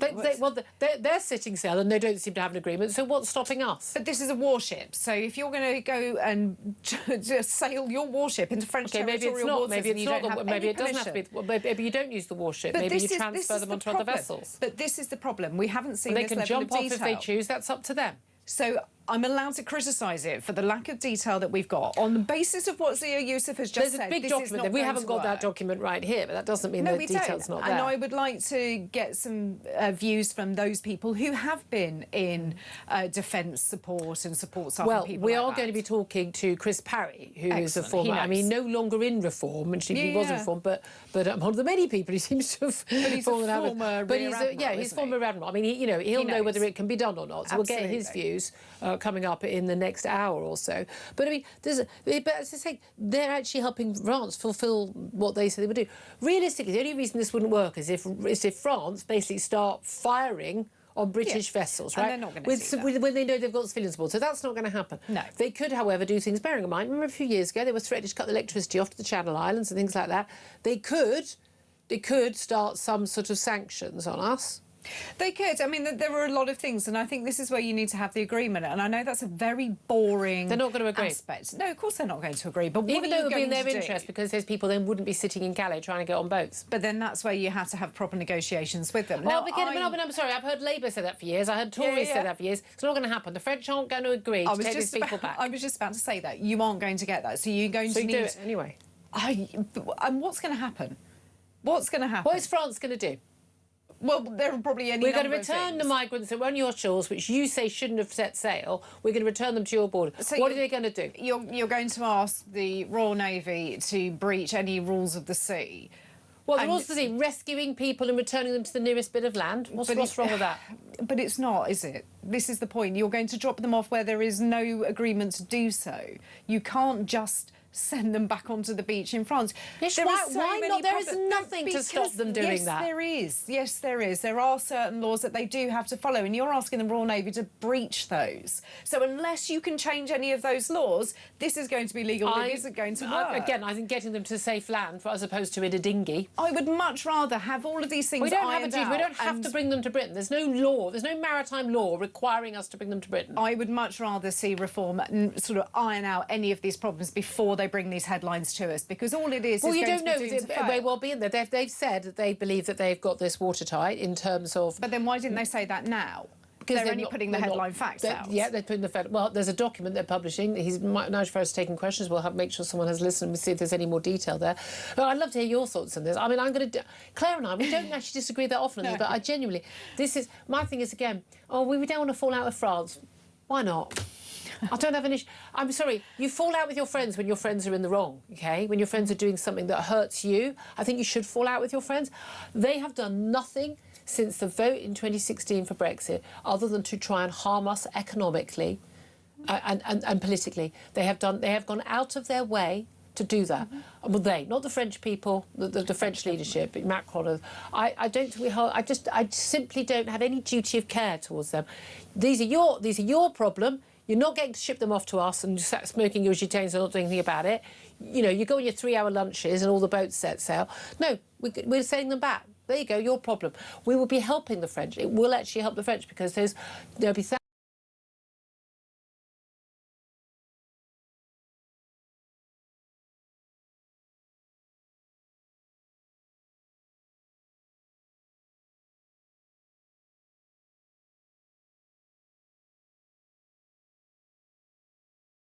to get the message across, and anyone who thinks that the biggest issue is that 170 people have died in the Channel, they're not desperate people. You're in France. You're not in Syria in the middle of a war. Assad's not bombing you. You're in France, and if you choose to get on a rickety, pay thousands of pounds or hundreds as it is now to get on a dinghy, you're just foolhardy rather than desperate. And I'm sorry, I've got no sympathy anymore. Again, I've said it before. I'll say it again. I'm done. Not our problem anymore. Simple as that. Not our problem. Ship them back, and if the French don't like it, I don't care. What are you going to do about it, France, is my answer. I want to hear your thoughts. Give us a call. 0344 499 1000 is the number to call. This is Talk. Julia Hartley-Brewer's Talk Nation on Talk.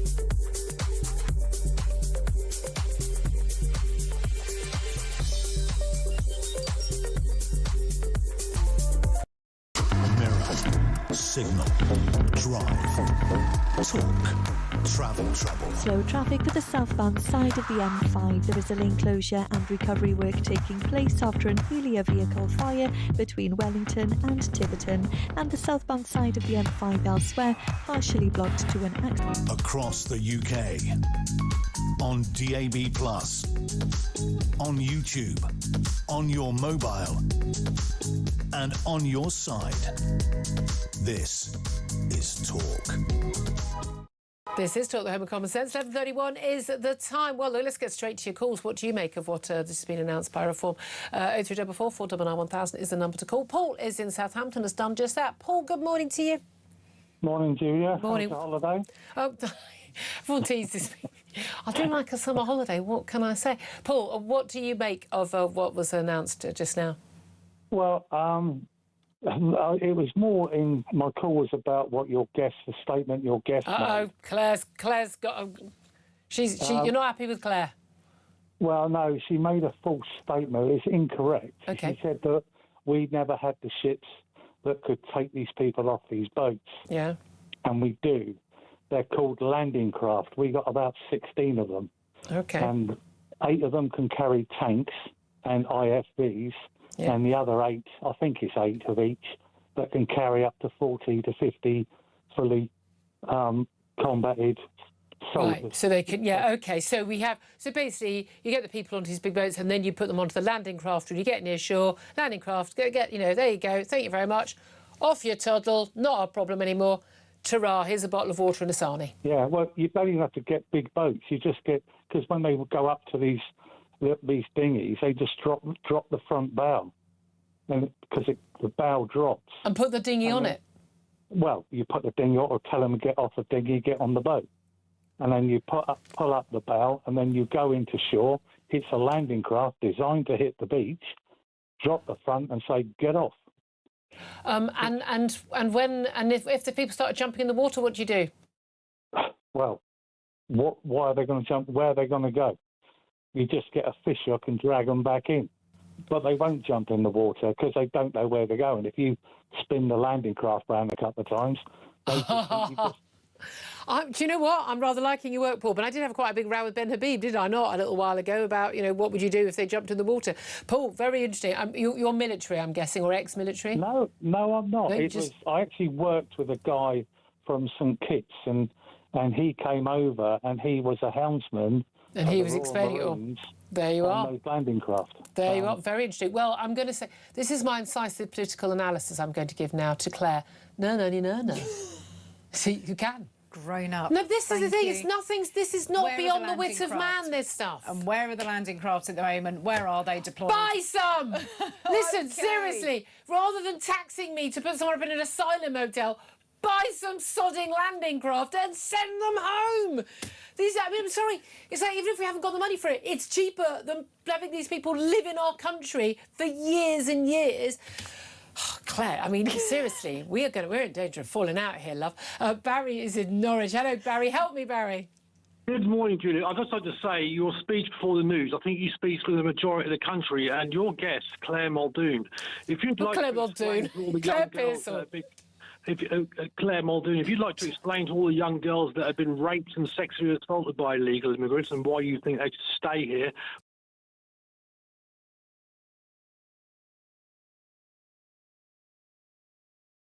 That may be a bit extreme, even for an awful lot of policies. OK, I think we'll have to drop some of that because some of that is not stuff that we could put on there.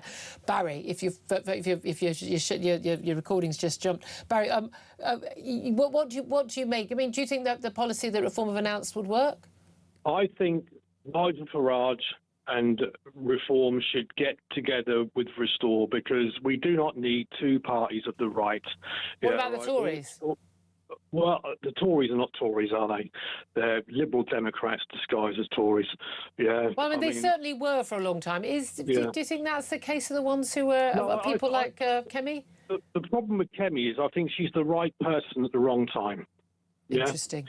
I just don't think people are going to forget 14 years of conservative rule just like that. Yeah, when virtually every problem we're trying to deal with is something that either happened or has not been dealt with by them in that time. OK, interesting. And what do you make of Andy Burnham's efforts so far? Because he went to the White Cliffs of Dover and he sorted everything out. It's going to be relentless. Job done, Barry. This is what I wanted to ring up about. Hallelujah, yeah? There is a God, and he lived in Manchester. Yeah, right. All this time he's been hiding up, and he's come down on his white horse, and he's got a sword out, and he's going to say all he's got. And these illegal migrants are sitting standing at Dover, and they've gone, no, we're not coming no more. Andy Burnham's there. Of course he's going to stop. Yeah, he's going to be relentless. Relentless, and he's going to do things differently. That's the thing. Everything Andy Burnham's going to do, he's going to do differently because no one's ever thought of it before. Barry, I share your pessimism on that front and your cynicism. Barry, thank you very much indeed. It's 11:36. Very quick break. Then we're going to be talking to Home Affairs commentator Danny Shaw. Wonder what he makes of what Reform have just announced, and indeed some other big stories as well. This is Talk.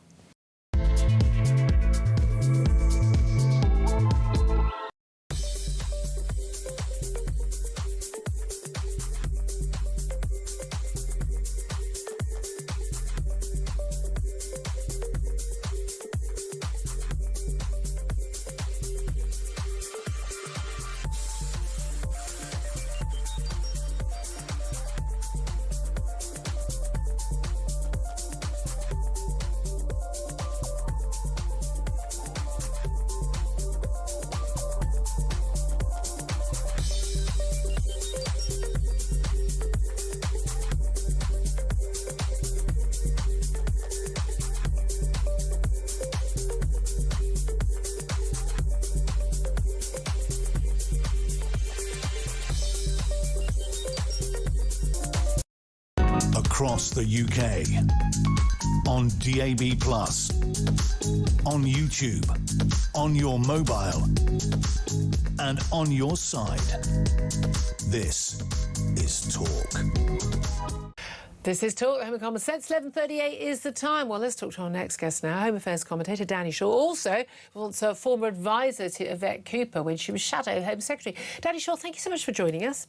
Hello, Julia. Always good to talk to you. No, obviously, I wanted to talk to you about some of the other big stories involving, early release of foreign criminals and that. But I must get your thoughts on what reform have just announced. The use of Nigel Farage about basically, they say under maritime law it's fine, practically it's fine.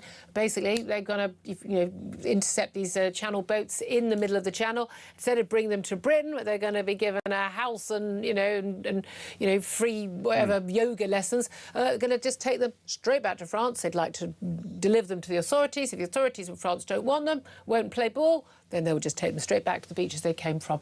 What's not to like? Well, I would say I think it's worth exploring it. Oh. And that might come as a surprise. I think the worst thing that we could do, and the last thing we should do, is just sort of dismiss an idea out of hand before exploring whether it's possible, whether it's feasible, whether it's practical. My sense is that the French would just, absolutely refuse to take people back, and at the end of the day, you'll end up with hundreds of people on a boat near the French coast, and what you're going to do, occupying the Royal Navy's time when actually the Royal Navy has got probably better things to do. Has it got better things to do, though? That's one thing they used to say. What do we have a Royal Navy for other than protecting our borders? Well, I mean, there's protecting borders from stopping small boats with people who are illegally trying to get into the country is one thing. Terrorists. Which is very important, Julie. I'm not saying it isn't, but there's another thing, which is the threats that our country faces are, on a much bigger security front from Russian state threats, Iranian state threats, and all the rest of it. So I'm not sure the Royal Navy really want to spend loads of their time occupied about this, but I don't want to dismiss an idea out of hand. I would rather look at whether it's practical, whether it's possible, whether there's a way in which it could be made to work, and if it can, then fine, give it a chance. I have my doubts. Well, your old boss, Yvette Cooper, I know you don't work for her anymore, but I mean, she wouldn't be keen. I remember once asking her about, about borders, and she talks a good game when she was Home Secretary herself about, being in favour of borders. But actually, when it comes to the number of asylum seekers, the number of people we should take to this country, I asked her once, well, give me a vague idea of the numbers we're looking at. Was it 10,000, 100,000, 500,000, a million, 10 million? Answer came there, none. Well, I don't think you're going to get an answer like that. Why not? On a straight question. Well, you can't put a number. You can't put a number on it. I mean, in an ideal world, we would only take people who are going to benefit our country in terms of the economy, filling gaps that we need in the labour market, or who are going to study at universities and are then going to, go back and be more qualified, or are genuinely fleeing persecution. Obviously, in an ideal world, but you can't put a number on that, Julia. I mean, you would have a number that's sustainable. That works within the parameters of housing, education, healthcare, and so on. That's what you would have. I don't know what that number is, so that's why I would imagine, for the same reasons as Yvette, not going to give you. If you can't get it from a few million to a few 100,000, I think that's the problem for the British people. Well, obviously it's not millions. We you say obviously it's not millions. 10,000 or 20,000. Over the years, as we know, the most conservative estimate is that we have more than 1 million people living here illegally. I would be very surprised, given our abject lack of knowledge of who is in the country and who is not, is that actually it's probably in the region of 2 million plus people who living here have no right to be here, overstayed visas or entered here illegally. We have no idea who they are. So it is in the millions, actually. It could be. Look, it's less about the numbers, and it's the impact it's having on communities. It's both. Whether it's 1 million or 2 million, it's the impact that it has.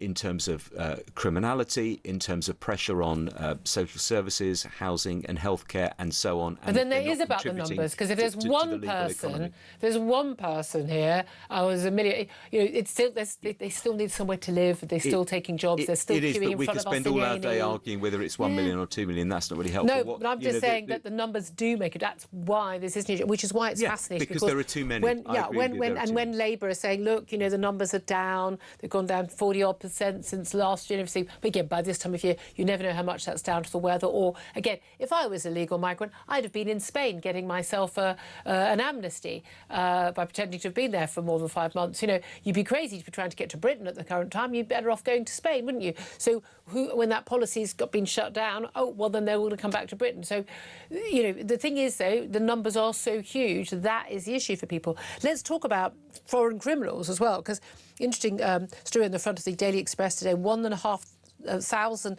foreign criminals are currently living in the UK in asylum homes, paid for by us. And there are 20,000 convicted foreign criminals in the UK at all. Again, 20,000 too many. But we're actually paying for more than 1,500 convicted foreign criminals. They've been convicted in this country. They've served time, and they've not yet been deported, and we're paying for them. I think most people are just utterly bewildered that these people are still in the country. Well, it sticks in the craw, doesn't it? And I don't want to be paying for them through my taxes, and I'm sure no one does. The situation is that there are some people that is very difficult to remove because they don't have the documents to show what country they're from, or the receiving country won't take them, or it's simply just unsafe. It's so unsafe that you can't remove them to that country. Now, I think the government is trying to make efforts to speed up deportations, and I think their record over the past 2 years actually is pretty good, certainly compared with what is it before. Most people have left, they've either been paid to leave or they left voluntarily. Look, if you pay people a small amount of money to facilitate the return and to go back to their country, that frankly is saving money for the taxpayer. Again, it's not something that I like doing, and not something I expect you to like doing. No, and there's some practicalities there. I get that in terms, but the reality is the number of deportations is tiny compared to the actual number. It's not enough, Julia. I agree, but to give the government, Labour government, some credit, they have ramped up the number of staff they've got working on this. The number of deportations and removals has increased since the previous government was in. It's not enough. There's more work to be done, but actually getting assurances and getting agreements with foreign countries, doing some diplomatic work behind the scenes will help all that. Well, paying the French and they're not doing it. Can I also ask you about this early release scheme? Because, again, this is something that under Keir Starmer, it happened in September 2024, his first year of office. It would have happened whether the Tories or Labour had been in. We know that. The shortage of prison spaces, it's a long-term issue, happened largely under the Tories, again, under the austerity years, the cutting back of spending, increased sentencing, but not enough prison cells built to allow for that. We've got the prospect of more of that happening. Andy Burnham, as soon as he came into office, asked about it, and he was saying very clearly, look, I'm going to look into it. I want it all paused. It's all due to start early September. Really not that far away, just a few weeks away. But there's a lot of talk over the weekend, well, OK, it won't be rapists, won't be allowed out, but people who've committed manslaughter will. You've got to argue about the thought process there. But they're now arguing that police are now saying they're concerned that so many people who have not been rehabilitated, most people aren't from prison, returning to the streets. We're already having more crime for all the people who don't get the sentences up to a year because they're still out and able to commit those crimes, because we're not having anyone going to prison for less than a year now. Again, an insane policy in my view. But getting all these people out much earlier of prison, they're just going to be completely overwhelmed, and it's going to mean less policing of the streets and more crime for the rest of us. But I think this is a point that has been lost in this whole debate about early release, is that it is putting strain on police, and it will put continuing strain on the police because there are more offenders, and particularly offenders who are at risk of committing further crimes, who are in the community rather than locked up in prison. Now, it's very difficult to quantify the extent to which that's going to impact policing. It's really difficult to say, well, that means that certain neighbourhood crimes are going unsolved, or it's taking longer for them to respond to your burglary or car being stolen. But it will absolutely have an effect. The whole criminal justice system is joined up. if you don't have enough prison places, then that creates more impact on probation and policing in the community. That may mean, in turn, more crimes being committed, which people going back to prison. Yeah. That's creating stresses on the courts, which we know are completely rammed full with people waiting 3 or 4 years for their day in court, and so it goes on. What is the answer to it? The answer probably is sustained investment, but as well, I would say, I would want to see actually police given more powers to issue on the spot cautions to offenders, good old fashioned police caution. There are some offenders, there are some particularly young offenders and people who are not used to being in trouble with the police who will respond very positively to a stern warning from a police officer, your criminal record, caution. So we need but to go it's back. quick and clips it can be around the ear. That's what we need to go back to. Danny Shaw, we'll have to leave it there. Really interesting to talk to you today. Thank you very much, Home Affairs commentator there. Claire Pearsall, quick reaction. Early release schemes. I mean, who in their minds thinks it's a good way forward? Tories and Labour, apparently. Yeah, and this is where I diverge from it. I just think it's the wrong idea. Nightingale prisons, build more prisons, urgent prisons, simple as that. By the way, Nigel Farage is in that press conference, still ongoing. Nigel Farage, Yusuf, he's been asked about Rupert Lowe's offer of a deal. We asked you about that earlier in the show. He has said, as Nigel Farage response, it was a sort of response on social media last night, but his response today in person was, I'm prepared to do things and make sacrifices if I believe it's in the national interest. I would do anything I could to have a sane centre-right alliance at the next general election. I don't ditch my friends and my allies, whether it's Suella Braverman or Posh George. If his money gave him money, obviously, if it was an offer of a deal, it came in a very unusual way, getting the public side of it. I have responded to it with a very open mind, but I'm certainly not going to be ditching people that I consider allies and a great asset. So, don't think it's happening just yet. Love to hear your thoughts on that. Give us a call 0344 499 1000. Up next, going to take a quick break. Then we're going to be talking about, are you surviving with the heat? Up to 34 degrees in some parts of the country today. And indeed the ongoing drought. Promise of rain this week. Apparently not hitting certainly where we are in the far south. But with more forest fires and the like, is this just the future? Well, let's talk about it with the non-hysteric, knowledgeable soul on this, Ross Clark, author of Not Zero. He's up next. This is Talk.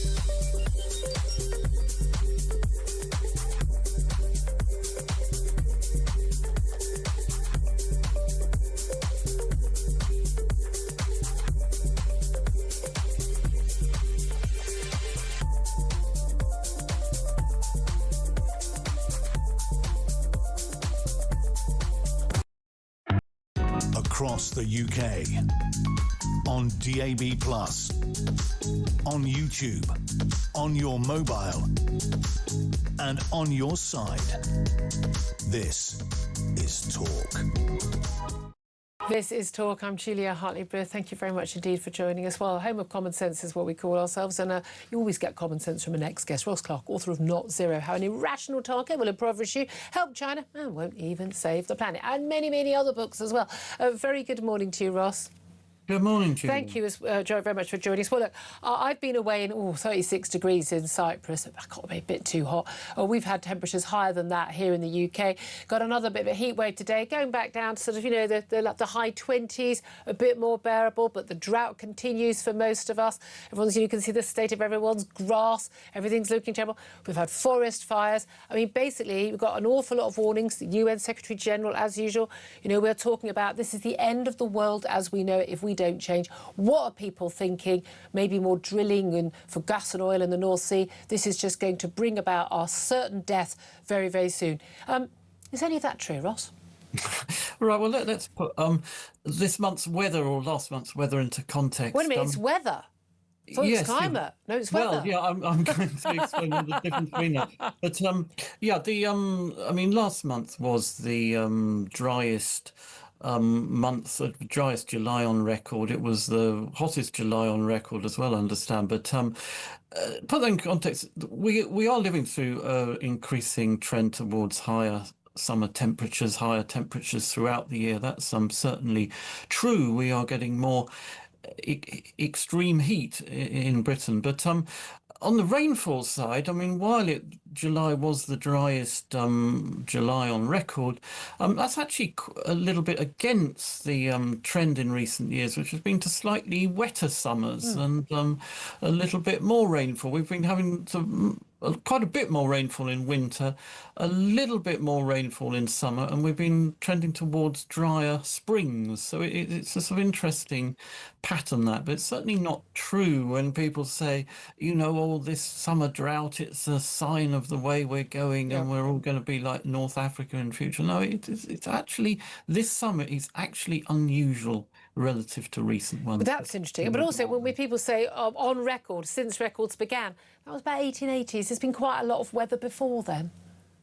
Well, yeah, the previous driest July, by the way, was 1911, so it was nothing unusual about dry summer weather. Occasionally we do get these Mediterranean summers. They've always been part of our climate, but they are now hotter than they used to be. That is. Yes, I mean, again, a lot of us, you know, I sorted out the garden, nice patio, lovely patio furniture, got the big umbrella, quite looking forward to it. Bit too hot. I don't think us Brits are often made for a lot of this stuff. And again, a lot of us were thinking, might actually get some aircon fitted for next year if this is what's going to carry on. But the reality is, again, weather changes. Climate is over a 30-year period as opposed to weather. We are seeing warming. But whether or not it is man-made, entirely man-made, a bit man-made or not, I mean, the reality is whether any of that is true, we're also coming out of an ice age, are we not? Well, I would actually accept that most of the warming trend in the last 50 years is down to more greenhouse gases, but not just more greenhouse gases, also the reduction in particulate pollution, which has made Britain quite a lot more sunnier, because, you know, we need a bit more smog. We used to have a lot of smoke, a lot of dust. We've still got dust, I suppose. We used to have a lot of coal soot particles, and what that does, they act as a sort of nucleus around which clouds form. So, you know, the removal of those soot particles from the air, which is a very good thing generally, has actually increased the sunshine and, you know. But the thing is, I mean, we managed to cope between, like, you know, Monday and Tuesday, there'll be about sort of a 5 or 6 or 8 degree difference. We managed to cope with that. A lot of us paid to go on holiday somewhere warmer than where we live, and yet we're looking at, on average, their prediction, the realistic prediction of maybe, you know, we've got one degree of warning since the industrial age, well worth it for the benefits of the industrial age, if that is the cause. I don't personally accept that necessarily is. And maybe half a degree or 1 degree over the next century. I mean, that's not going to make the difference between, you know, coping with life and not coping with life, is it? Yeah, well, the natural variation between summer days and between summers is still far greater than the, you know, underlying trend of temperatures, which, as you say, is about sort of 1.5 degrees over the past 150 years. Whereas, you know, the difference between the warmest and the coldest July might be sort of, you know, 5-10 degrees or something. Exactly. Oh, and also, before we go, forest fires as well. Lots of news about forest fires. Well, if you have drought conditions, that's what you get. But again, most forest fires are as a result of either, you know, arson or silly accidents. They are a lot of undergrowth that hasn't been burnt away because we've got this sort of rewilding projects. And there are actually fewer wildfires this year and in the last few years than there have been for many years. Well, globally, there is a downward trend in the amount of land being burnt in wildfires. This year, take continental Europe as a whole, you know, this has been an unusually low year for wildfires. I know that's not been come to consolation to people of France and Spain who have had a very particularly bad year. But yeah, it's partly a consequence of the weather, but it's also driven by changes in land use. And there's a lot of farming practices have changed, with farming land less intensely and letting, rewilded stretches. We're planting more woodland. France has this target, planting 50 million extra trees by 2030. Very good from an environmental point of view in many ways, but it does increase the risk of large wildfires. Yeah. And we're not clearing the vegetation as owners of woodland used to do. But all those things that used to work, and then of course you've got basically dry kindling, haven't you? Ross Clark, always so good to talk to you. Thank you so much, author of Net Zero. Big quick question, quick point, sorry, from Claire Pearsall. Sorry, Claire. I think that we're all sitting here looking at the benefits of air conditioning when you're looking at sort of temperatures of 34 degrees. Our houses hold in that heat, and they're boiling. Homes in Italy and France and Spain are designed for. Our homes are designed to keep heat in. They're exactly the opposite.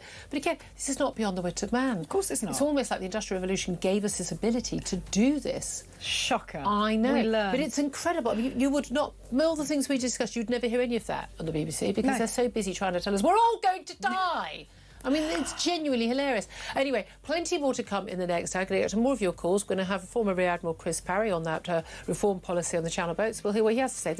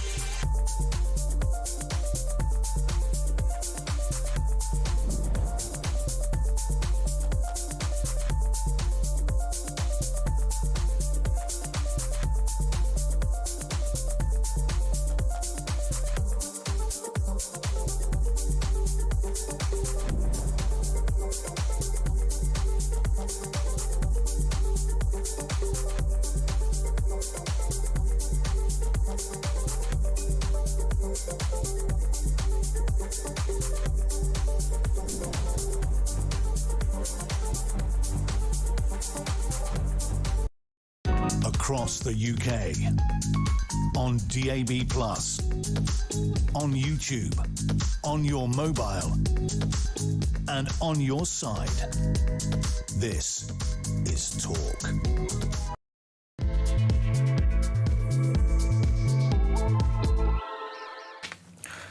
Good afternoon, welcome back to the show. It's 12:02. This is Talk, the home of common sense, with me, Julia Hartley-Brewer. And whether you're listening on DAB Plus Radio, on your smart speaker, watching on YouTube or your connected device, it is fabulous to have your company. If you've missed anything from the show, go to my YouTube page, the Julia Hartley-Brewer Show, hit subscribe. You never have to miss a thing. Stop saying it to you. Coming up, we're going to be discussing whether or not Nigel Farage should strike a deal with Restore Britain after vowing to build a broad coalition that unites the right. In a press conference that he's been giving, along with Zia Youssef, over basically promising to use the Royal Navy to make the channel, they say, impenetrable to small boat migrants, basically picking them up middle of the channel and taking them back and deposited them back in France, whether the French like it or not. Nigel Farage said he is prepared to do things and make sacrifice if he believes it's in the national interest. He said, I would do anything I could to have a sane centre-right alliance at the next general election. But one of the 5 conditions that Rupert Restore did give for a sort of deal was he basically no anyone who used to serve in the last Tory government involved in the next government if there was a reform government. But he says, I don't ditch my friends and my allies, whether that's Suella Braverman or Posh George. Anyway, we'll see about that. We'll talk to guests about that later in the hour. We're also going to be talking about non-Muslim officers and staff working at West Midlands Police have been invited to fast during Ramadan as an act of solidarity. Why don't they ask Muslims to not fast as an act of solidarity? I mean, why? Well, that's outrageous, you might say. Why? Why is it any more outrageous? Also, the FIFA boss, Gianni Infantino, is facing growing calls to quit over the scandal surrounding his shabby deal to sell off the World Cup to the highest bidder. I mean, he's been selling off the World Cup to the highest bidder the whole way through his 10 years tenure. But Wales went it first, and now England have said basically will not back him if he runs, as he's planning to next year, to keep that FIFA presidency. I think his reign is going to be over. Who's going to be the next one, though? Is it going to be any better? Anyway, joining me, I'm delighted to say, for the whole show has been Claire Pearsall, former Conservative Government advisor. Got to be honest with you, though, unusually for Claire, she's been pretty unsound on the boats issue today. She's upset with me. She's going to keep me under the desk. In terms of the announcement we've had from Nigel Farage and Zia Youssef about turning the boats back, basically just pick them up, the Royal Navy, and then send them back to France, whether France likes it or not. But you're not convinced that's going to happen? No, I'm not. And there are many. You used to work at the Home Office. Yeah. I mean, I don't object to protecting our border and securing it. I don't object to putting people in detention if they shouldn't be in this country. And certainly if they're a foreign national offender, they need to leave. They need to go. So I'm not loose on immigration in that respect. But I do think that this announcement is so slap on detail.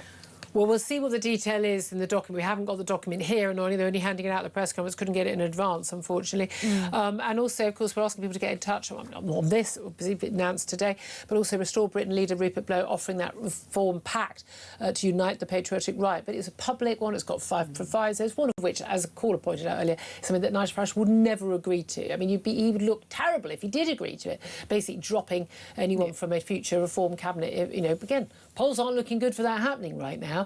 And we've got Restore taking 8 to 9% of a vote in a number of local elections, mayoral elections, by-elections, and whether or not that is that could be an issue for the future for the reform. Should Nigel Farage agree to a pact? I've been asking you. Tell us why he should, tell us why he shouldn't. Give us a call, 0344 499 1000. Text the word TALK and your message to 87222. Get in touch with us on X at Talk TV. Calls are charged the national rate and text cost 1 standard network rate message.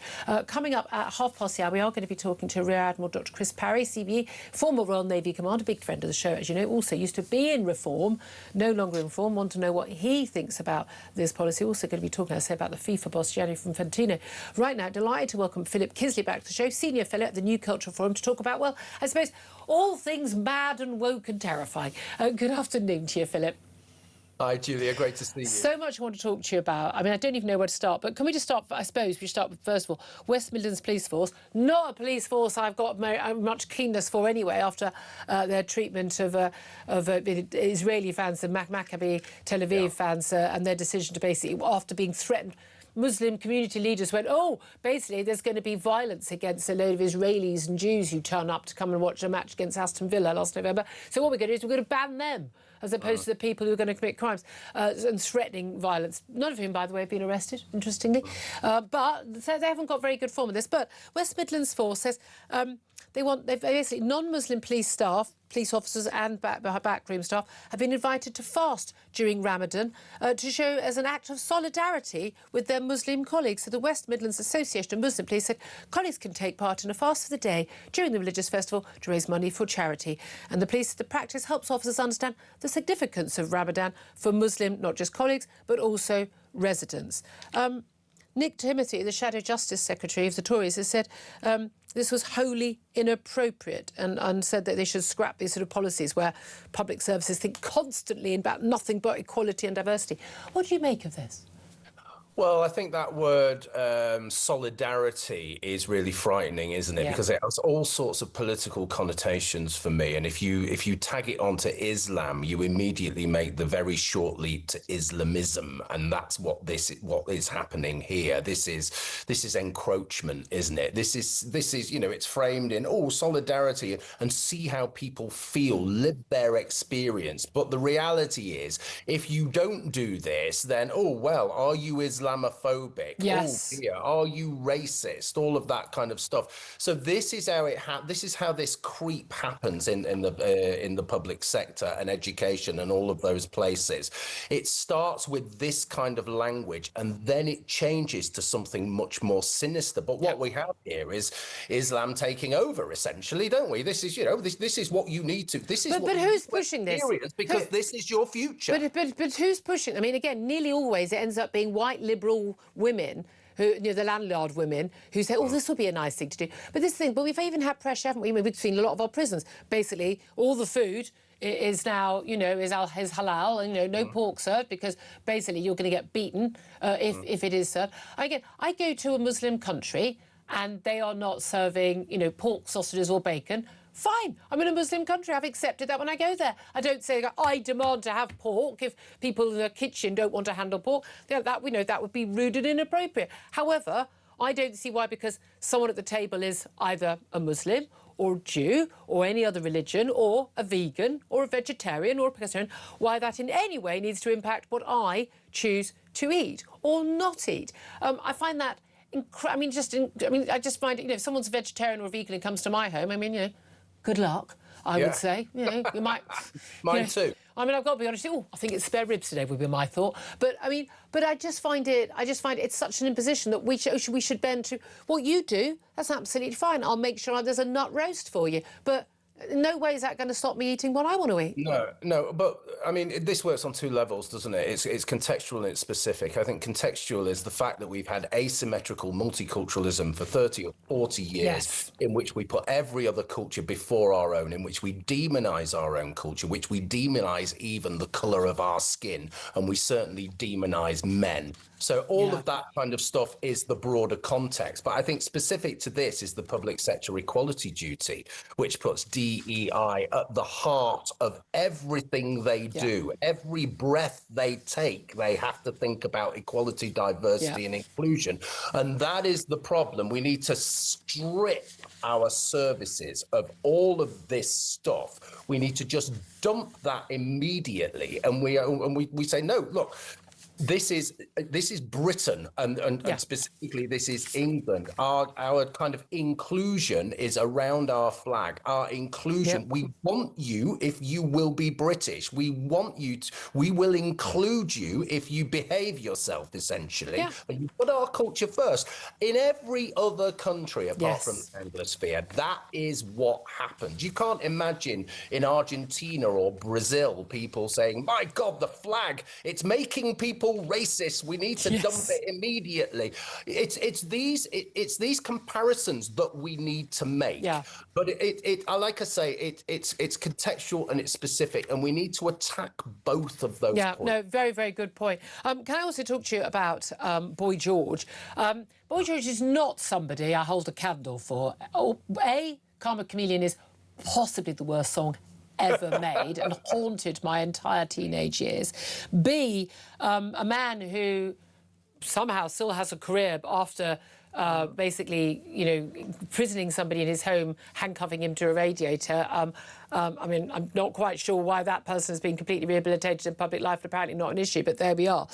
I also disagree with him fundamentally on his defence of trans rights when they trample all over women's rights and safety. So he's not someone to hold a candle for. However, very, very sound when it comes to speaking up for our Jewish fellow citizens and for Israel. And he wanted to record "We Will Dance Again," a cover of a song that about pro-Israeli song. It's described, of course, in all the news articles about this controversial. I don't think it is controversial, actually. Only for people who just hate Jews. Got to be honest with you, it's about the victims of a massacre on October the 7th. So I don't know what the hell is controversial about that. But basically, he's had to split from the manager of his record label because basically his Tony Pundit didn't want anything to do with it. And he said he was gutless, and he says, I'll live with the consequences of being open about my support for Jews and for Israel in the wake of October the 7th. And I've got to be honest with you, all credit. I salute the guy. Yeah, it's one of those things, isn't it, Julia, where we can't trust, we can't choose our heroes. And on this particular instance, he is heroic. I agree with you on all the rest of the stuff, especially Karma Chameleon, my God. But there is something here where he is so brave, he's so heroic. But I think it speaks more about, one, about society, as I said before, it's a similar kind of point that I would make. But two, it's about the sector, and the music industry is totally captured by pro-Palestinian nutters. I'm fairly close to the industry. I know quite a bit about it. And so many artists are cancelled because they are Israeli, they are Jewish, they are seen to be Zionist. Yeah. So all he is doing, all he is saying really is, you know, I'm against rape and murder and atrocity. Controversial. It's simple as that. Controversial, yeah. But what you know, the response to that tells us that we have a real problem with lumpen Jew hate in this country, and we need to do something about it. But more than that, Julia, it's the people who before now we would have seen to be as progressive, as arty, as liberal. They are the real fascists. And as I say, the music industry, the creative industries more broadly, is in a terrible situation at the moment because it is populated by little fascists who close everything down and ruin people in terms of... And yeah, exactly. Literally try and ruin people's careers, but also people who spout on and on and on about diversity. The one thing they don't ever accept is diversity of thought. Let me also ask you about, I mean, very sad news, very worrying news last Friday. I'm hoping we'll speak to him tomorrow on the show. A high-profile, basically a challenge to these clinical trial of puberty blockers, which was, I don't know why, endorsed by Hilary Cass in her review of the Tavistock Clinic, but the Pathways trial run by researchers at King's College London on Friday, basically. The trial, the appeal against that, basically trying to stop that going ahead on the basis that you cannot have a trial of drugs which damage children's bodies, where it has no beneficial health benefits for these children. The children can't possibly agree to it, and parents can't possibly agree to it. It's unethical, which it clearly is. That legal challenge was rejected by the High Court. That trial's going to go ahead, and as of today, they're going to start recruiting more than 220 children aged between 11 and 16 years old to take these drugs, which lead children down it normally, very typically, irreversible path towards basically permanently damaging their bodies. I mean, this is just an abomination, isn't it? I mean, I'm sorry, but this is Mengele in the Nazi war concentration camps territory, as far as I'm concerned, experimenting on children. I mean, we're back to square one, aren't we? I mean, you know, a year ago, a couple of years ago, I thought, oh God, you know, we won the gender war. We can put this lunacy to bed. We will look back on this period in 30 years and say it was an instance of mass madness. You know, the madness of crowds, as Douglas Murray would say. But now we're back, and this is just simply evil. This is child abuse. We had that term, didn't we, back then, which I think we should bring back, which is Frankensteining children. This is what this is about. This is paraphilias. This is adult sexuality being imposed on children. And a government allowing it to go through, by the way, that want to ban under 16-year-olds from buying energy drinks. Yeah, so no Turkish Twizzlers at school in the canteen, no energy drinks, but we'll just give you a drug that will completely change your body forever. Well, this is what happens with identity politics, isn't it? You know, you become blind, you become stupid, you think about particular people as heroic, you think about narratives as being heroic, and then you will shoehorn everything to fit that. But what's going to happen? These children are going to grow up with huge regrets, huge physical disabilities, and you and I know infertile, no sexual gratification. Well, this will end in suicides. This will end in death, because it always does, and that's where we are. They have blood on their hands. They have it already, but we can put it in the future. It's in the post. Julie. And again, there have been thousands of children who've taken these puberty blockers. There's been no proper follow-up. I wonder why. Why not actually just follow up the kids who've actually had it already? This was a horrible little chink of light for the and they're child abusers. That's what they are, to be able to carry on with puberty blockers. And I'm afraid this is going to go down a horrible path. It's very sad. Look, to cheer ourselves up, let's talk about one final topic, because I have to say, reading this story while I was away, I mean, it's just beautiful. And yet also quite sinister in its own way. And this is a guy called Jason Arde. He became the youngest black professor at Cambridge University some years back, feted in numerous news articles, magazines, you know, the BBC. I mean, there's numerous articles. I mean, this amazing young guy, an amazing backstory. He was mute to the age of 12. He was illiterate, pretty much illiterate to the age of 18. Then he started learning. He got a PhD. He became his youngest professor. He apparently raised £5.5 million for charity with ultra marathons. I mean, you know, 30 marathons in 30 days, wasn't it? I mean, this man is just superhuman. I mean, all the different things that he's done. And he said he's claimed, though, he's faced terrible racism, and that at one time someone came in with a knife and a pig's head was sent to his family home. There's been a knife attack. No record of any of this stuff, by the way. No record of literally anything that he's claimed. Latest claim today is glorious. This has emerged that he was actually a participant in that very famous, groundbreaking BBC show 7 Up, where they followed children from 7 years old. Every 7 years, another thing, and they followed them really closely to see how their lives develop. And they had loads of children, and it's an absolutely fascinating, groundbreaking series. Thing is, the first original series began way before he was actually born, so he wasn't in that one. And there was another series, and he said he was in that. Well, you said he was in one of the series. That one also had happened at a time when he wasn't the right age. And the BBC has confirmed that this Jason Arde was definitely not involved.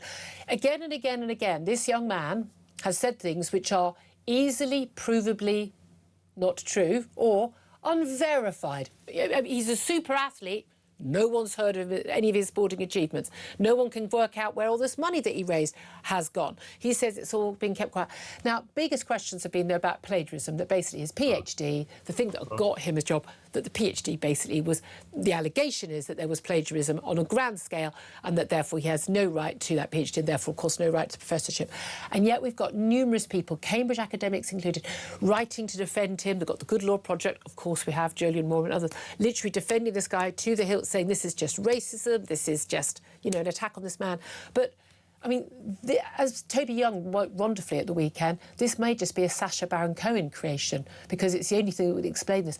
What do you make of this extraordinary phenomenon of this man's amazing rise from nothing to this highly esteemed role when there isn't a single bit of evidence for pretty much anything he's ever said or done? Well, can I just add one more thing to that? He claimed that he ran a marathon with a broken leg. Oh, yes. Well. Sorry. Yeah. No, and I've missed out something else as well. Not only did he have a broken leg for the last few marathons, he also finished his PhD studies, his the oral exam, only 2 weeks after being operated on for a brain tumour. Oh, well, there you go. I'm sorry, I can't believe I missed that crucial fact out as well. Not many people know this, Julia, but I appeared on Mastermind with a severed head and got every single question right. It wasn't documented, but if you don't believe me, you're an anti-Hungarian bigot.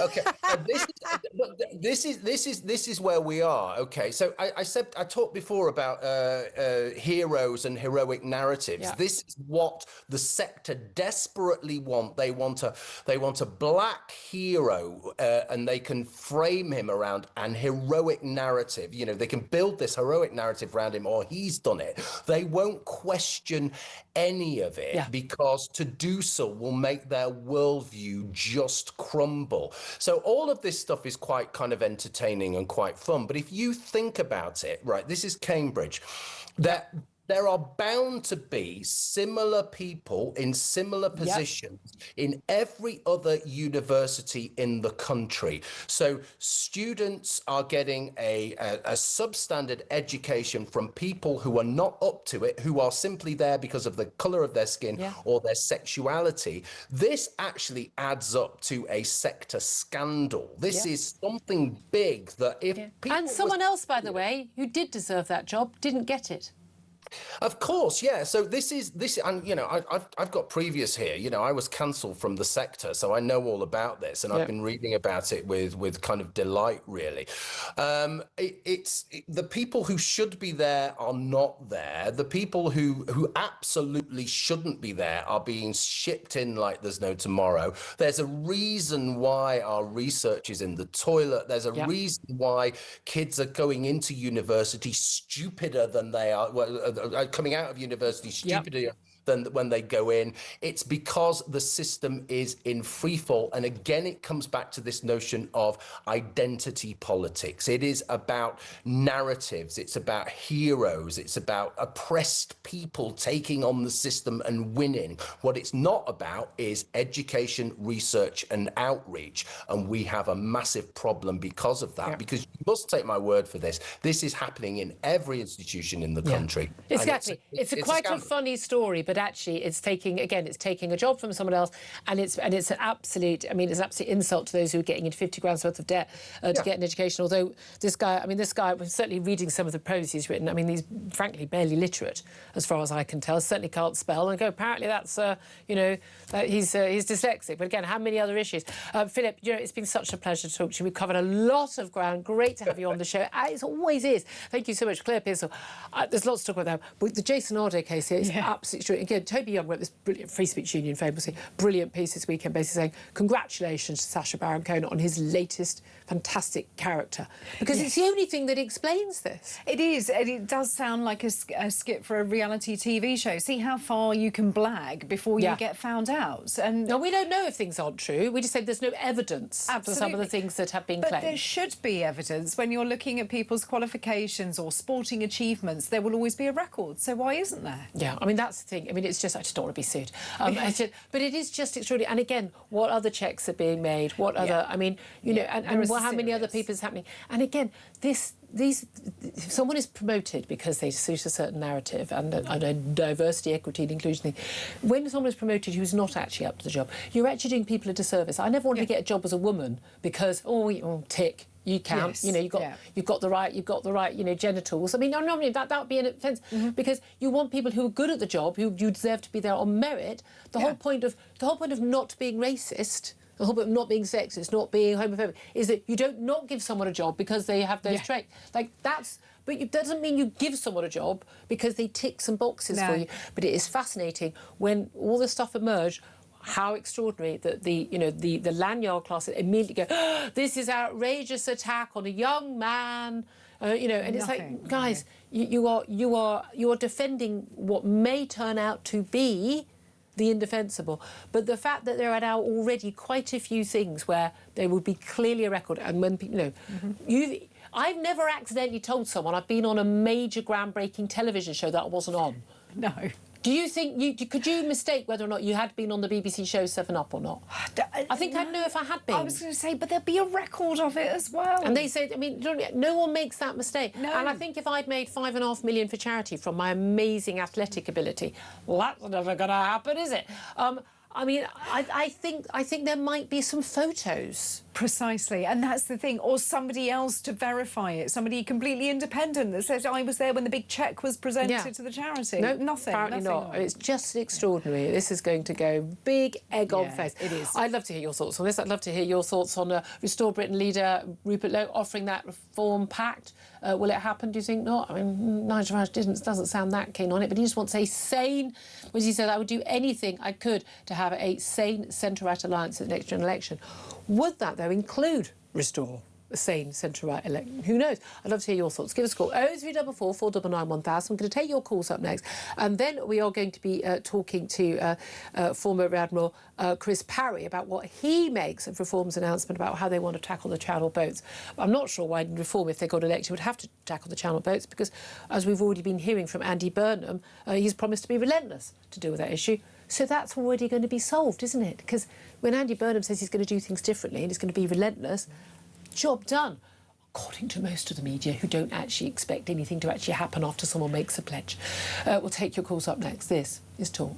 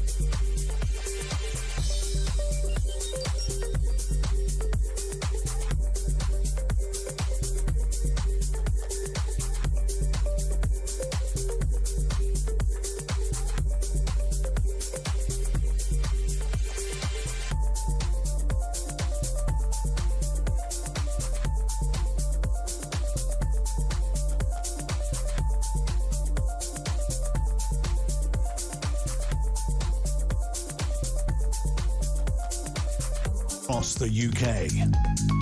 On DAB+, on YouTube, on your mobile, and on your side. This is Talk. This is Talk, the home of common sense. Thank you so much for joining me. 12:29 time. I'm going to get some calls in on the reformed migration announcement about taking, basically using Royal Navy ships to take people back to the French shores, but also about this call from Restore's Rupert Lowe to unite the right. Just some breaking news on that. Rupert Lowe has just put out a statement on X. Remember, bear in mind, he did that 12-minute video yesterday urging Nigel Farage to form a pact. There were 5 principles he said that you'd have to stick to. Nigel Farage has basically said, he's prepared to do things and make sacrifices. He says, if I believe it's in the national interest, I don't ditch my friends, my allies. One of those requirements, which is described by Rupert Lowe actually as a principle, I'm not sure it's a principle, is that someone who worked in the last Tory government, so the likes of Suella Braverman, Robert Jenrick and others couldn't be in any future reform government. He says, I do not want to make private conversations public, but Farage has just done so at National Press Conference. During the press conference, Nigel Farage said that he'd said yesterday to Rupert Lowe, shall we have a call? Rupert Lowe says that's just a lie. He'd messaged him, we'll call later. He's received no call. This is like 13-year-old girls. So anyway, then I said, and then she said, and then I said, then so I said, so then he said he was cool, and he didn't call, and I said, so I texted, seriously, for the love of God, grow up, men. Grow the hell up. This is embarrassing. This is you're embarrassing yourselves, you're embarrassing your parties, and you're embarrassing the country. And the worst thing, you're embarrassing people who potentially want to vote for you because they would like to have a sane government in doing the right things. But this 13-year-old girl stuff has got to stop. Good grief. But he's basically saying, there are conditions and principles the overwhelming majority of the reform membership in the wider country believe in, including no-failed Conservative ministers. That's not a principle. He is disappointed that Nigel does not agree with all of that. And then he says his message to the patriotic right is back, restore Britain. Does this sound like this was actually a genuine offer? Let's talk about that with Gareth, who's in Derbyshire. Gareth, what do you make of all of that? Good morning. Yeah, it's dreadful, isn't it? It's unbecoming. I mean, it's not the making of a new government by any means. No, it's embarrassing.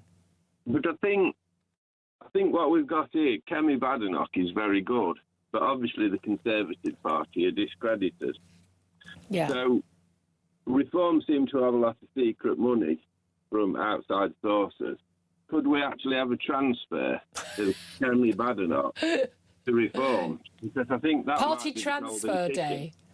Yeah, we need to offer a decent sum. I don't know. I think did this player from Aston Villa go for 138 Who million? are you giving the money to? Kemi Badenoch or the Tories? We'll buy your leader off you. I don't know what you do, but the thing is, Kemi Badenoch, she's going to be struggling. I think I'm feeling sorry for her because she would be good on a better day, but the problem is with the Conservatives, people don't trust them. You don't trust the party that was in office, but also, crucially, a hell of a lot of that party could happily wear a yellow rosette, couldn't they?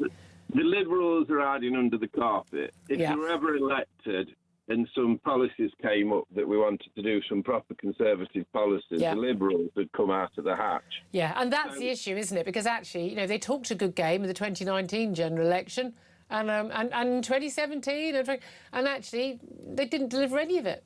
No, they didn't. Other than we got Brexit. They lost the trust, and the thing is, they're not going to be electable for another decade. So I think Kemi needs to look for a transfer. I think put on some good terms. Very interesting. I'm going to get the response of Claire Pearsall, who was just shaking her head then. Claire Pearsall, former Conservative government advisor, but very much, apart from on this return of people to France issue, very sane. I don't think you can just transfer over. I mean, we would all like to have you met Robert Jenrick and Suella Braverman? I mean, my views on them are well known. But I don't think you can have this sort of Frankenstein party because it never works. People will always fall out with each other.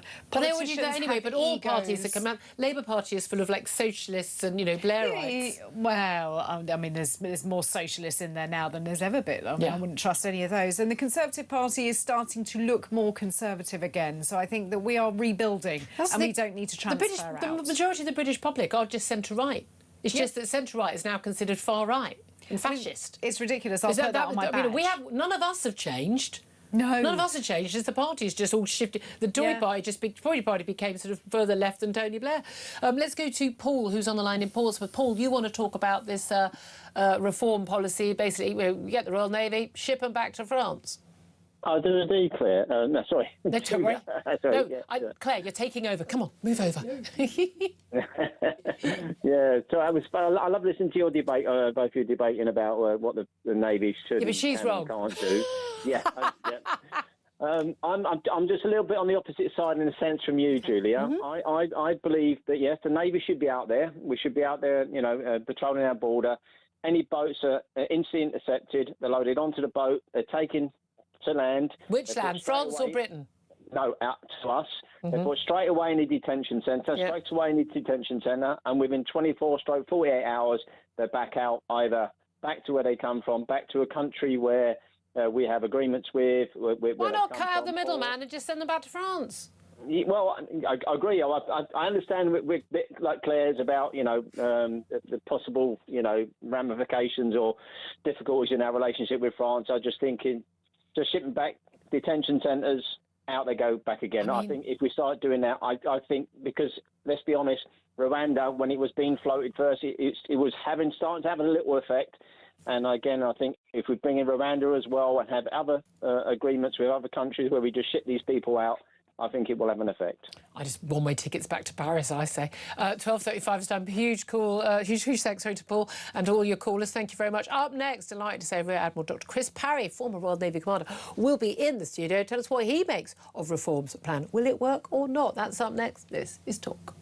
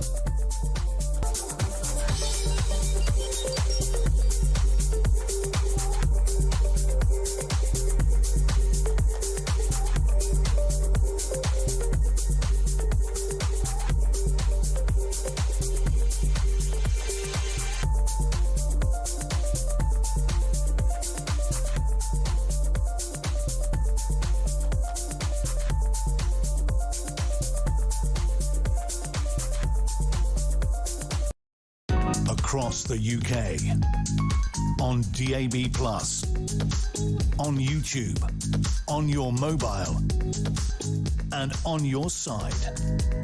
This is Talk.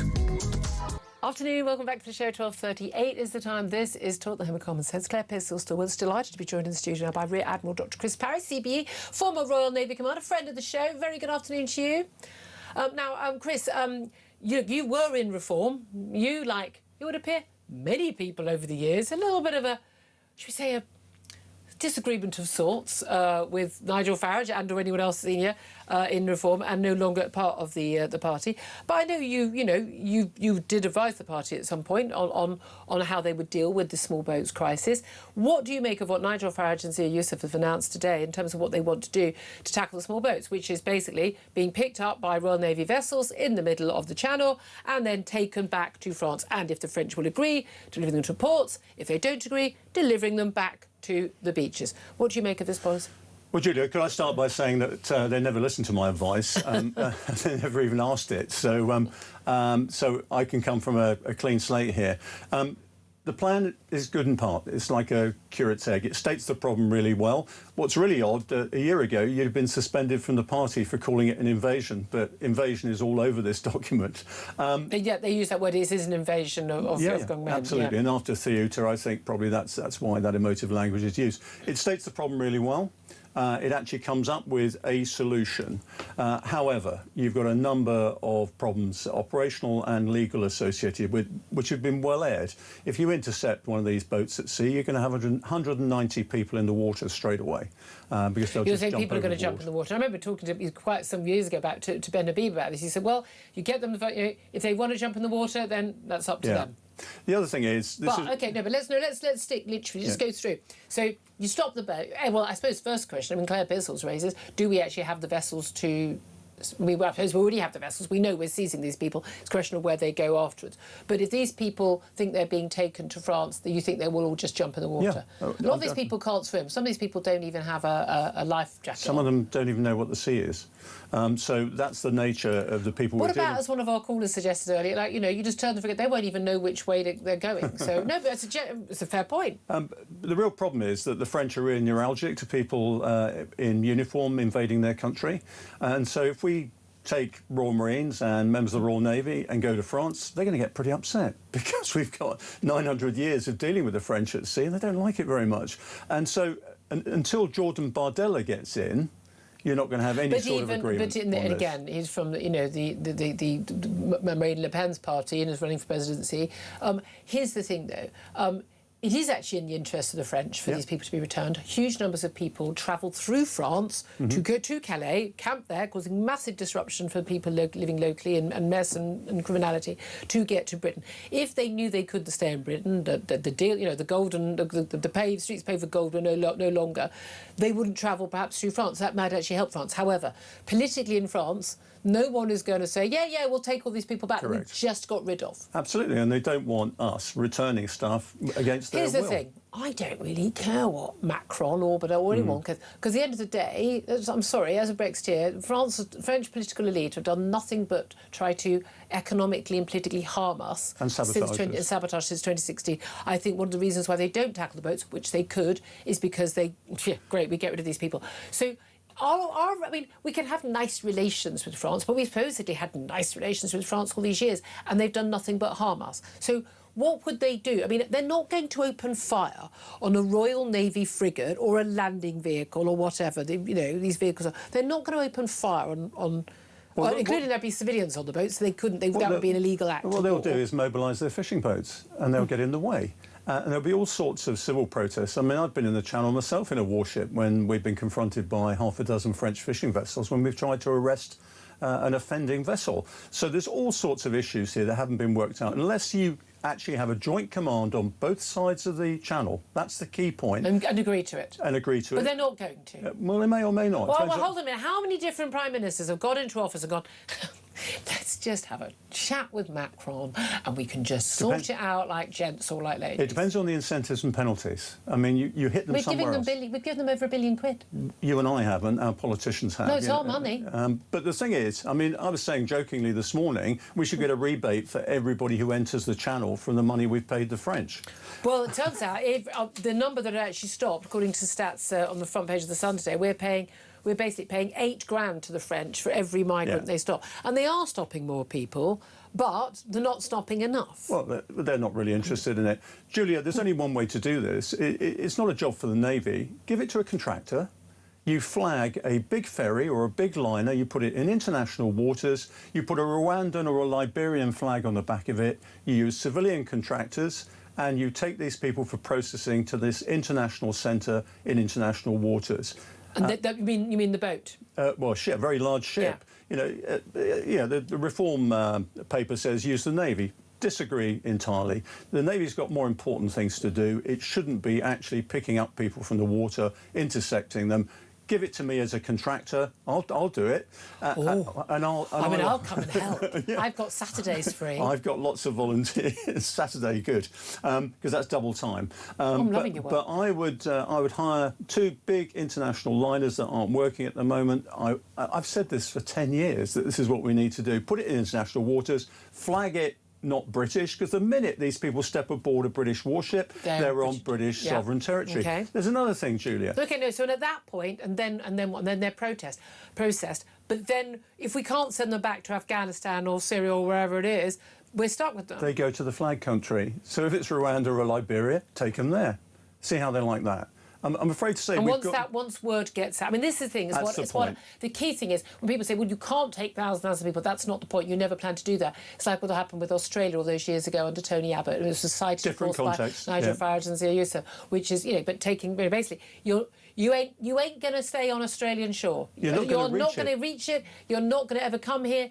Full stop, never going to happen. And the boat stopped within weeks. Yeah, and I'll tell you, having been in search and rescue as well, your only obligation to somebody who is in distress is to take them to a place of safety.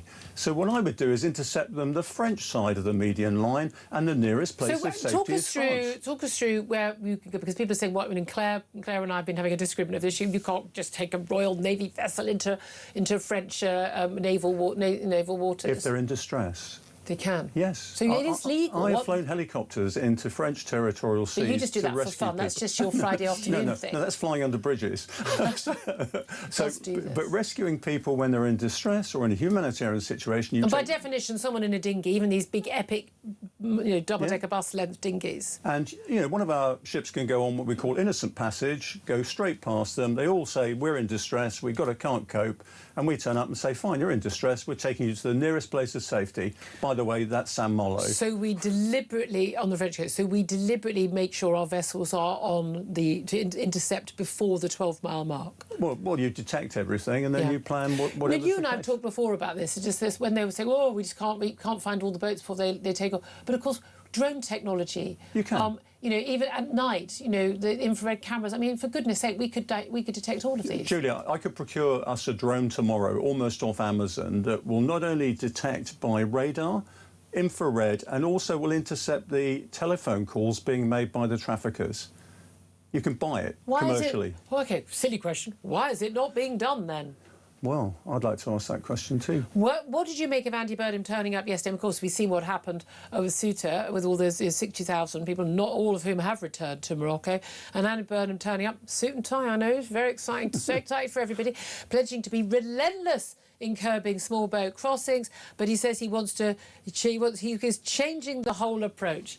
Again, this is something he said about virtually every topic. He's going to be relentless and he's going to change the approach. He's going to do it differently. It's all going to work.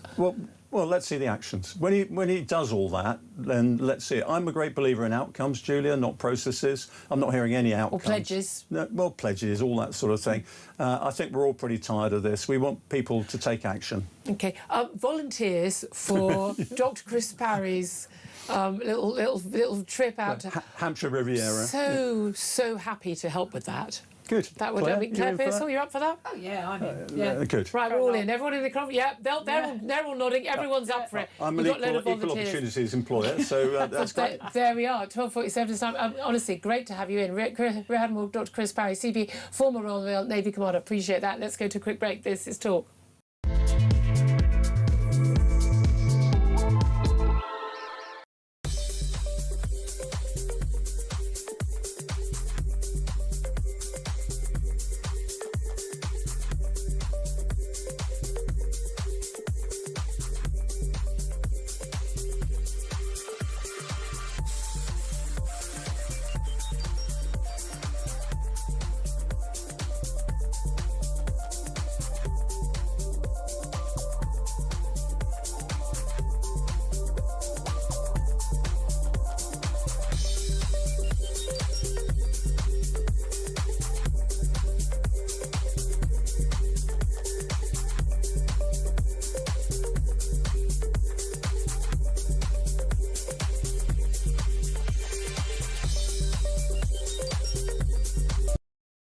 UK, on DAB+, on YouTube, on your mobile, and on your side. This is Talk. Good afternoon, welcome back to the show, 12:49. Mark Dolan's going to be in a few moments. I'm standing for Ian Collins, he's standing in for Jeremy Kyle. But you don't have a go at them lot for having holidays, do you? Just me. I noticed that, folks. Claire Pearsall not on her holidays, she's still with me, I'd like to say, in the studio. Just before we go to our next guest, very much enjoyed Chris Parry's former... I mean, he knows his stuff. I mean, he's commanded vessels. I mean, you know, he knows what he's talking about, how we handle these boats. It's just, we don't need to use the Royal Navy. We just get a private contractor, say one Chris Parry, for instance, and we just... You and I are happy to volunteer. I don't even need to be paid. I'd happily do it for free. We just basically go, you know, you intercept the dinghies and you just, you know, on an international boat, and then you, international flag, off you go. And I think that was the thing, wasn't it? Pointing out that it's international flag, not the British flag, so therefore they're not on sovereign territory when they enter the boat. So you see, people like him need to be listened to. Absolutely. I'm up for it. I dread to think how many volunteers we'd have by the end of the show, even in the next 10 minutes or so. Delighted to say we're going to talk about something else right now, and I could say, delighted to say also that my guest on it is someone who joined us through lots of the World Cup, Max Scott, TalkSport reporter. Great to have you back in the studio. Great to be back. Thanks for joining us. I'm a bit worried your mic is dipping down. Are we OK for the sound there? It's just underneath. There you go. That's a bit better. It's just underneath your... Right. Yeah. Is that working? Hopefully that is working. Let's talk about... I mean... We had enough to talk about during the World Cup, but no doubt the FIFA boss, Gianni Infantino, he's been the talk of the country and the world after his plan to basically sell off a whole load of the FIFA World Cup to private bidders for huge sums of money. But lots of countries and lots of beautiful sporting organisations, including UEFA for Europe, opposed to that. And now we've got Wales and England, rather more significantly, with all due respect to my Welsh audience, saying that they basically will not support Infantino when he runs for office again next year. So talk us through what's been going on. Well, I think there's a tidal wave of disapproval for Gianni Infantino from nations, FIFA nations who have previously supported him. Wales went first last night. The FA looks like today are going to be releasing a formal letter declaring that they no longer support Gianni Infantino, who wants to stand again for a third term in 2027. He's currently unopposed in that, but this sort of absolutely wretched bid to privatise the World Cup and sell off a portion of it to private investors has been rightly received with absolute disgrace from the football community. But it was being supported, and of course it's going. It will partly going to be, you know, bought up by someone. You know, the brother, wasn't it? The brother of Jared Kushner, his son, Donald Trump's son-in-law, which explains an awful lot about the love-in between Infantino and Donald Trump over the last year or so, ahead of the US, Canada and Mexico World Cup. But here's the thing. Suddenly everyone's going, oh, we don't like Gianni Infantino. I mean, he got involved in basically overturning a red card during the World Cup. We know that he was elected ostensibly to try and tackle mass levels of, mass corruption in FIFA in terms of who gets the World Cup. You know, highest bidder, Russia and Qatar getting it. Come on, he had. You know, I don't want to be libeling anybody, but there have been certainly some question marks. And there's a fundamental flaw with FIFA, which is that some tiny island state who can be horribly influenced by, I just say, a few freebies here and there, has the same vote in anything that happens in the World Cup as major sporting nations who are who produce, the winners, or, semi-finalists or quarter-finalists like us, and a major players, literally, in the World Cup. FIFA isn't it that FIFA's the problem rather than Gianni Infantino? I think both can be true at once. I don't think it's either or. The reality is FIFA's one of the, or the least transparent organisations you'll find in sport. But it's no surprise that Gianni Infantino, it's been reported by TalkSport's Ben Jacobs literally in the last hour that he is having a call with US Secretary of State Marco Rubio to try to seek some sort of American political backing to perhaps, to keep him in the job. And I mean, this speaks of the rank kind of incestuous relationship that Gianni Infantino has developed with the American political elite. But also how we're constantly told we need to keep politics out of football, apart from the fact they constantly put politics into football, whether it's Black Lives Matters, whether it's Rainbow this, Rainbow that, but also allowing, that outrageous flag being held up by the Argentinian team after they beat us, saying the Falklands, in Spanish obviously, but the Falklands are Argentinian. So they do, they pick and choose, don't they? But, I mean, realistically, is there going to be an alternative? Because although a lot of people will speak out, when you have the presidency of FIFA, you have an immense amount of power in terms of, you know, again, the gifts, the deals you can do. One of the reasons why a lot of countries were supporting this plan was because a lot of us would feel like, hasn't it already been a sellout anyway? Was it actually, you know, huge, billions coming into the game and being shared out with some of these states? Some of these, you know, these sporting bodies in small states in Africa, South America, Caribbean or wherever, these are huge sums of money and they're often going to individuals ultimately, backhanders and the like. We know that. We know that's what's happened. There's been huge investigations into these things over the years that, you know, they're still big fans of Infantino because things like having more players, more teams playing in the World Cup, even more next time round, gives them a lot more money. Yeah, look, ultimately there are 211 FIFA states, and in order to depose Gianni Infantino, there needs to be 106 FIFA nations who issue a vote of no confidence. We've got 55 with UEFA alone. Yeah, there are 35 in sort of CONCACAF, which is the North America, Central American Football Federation.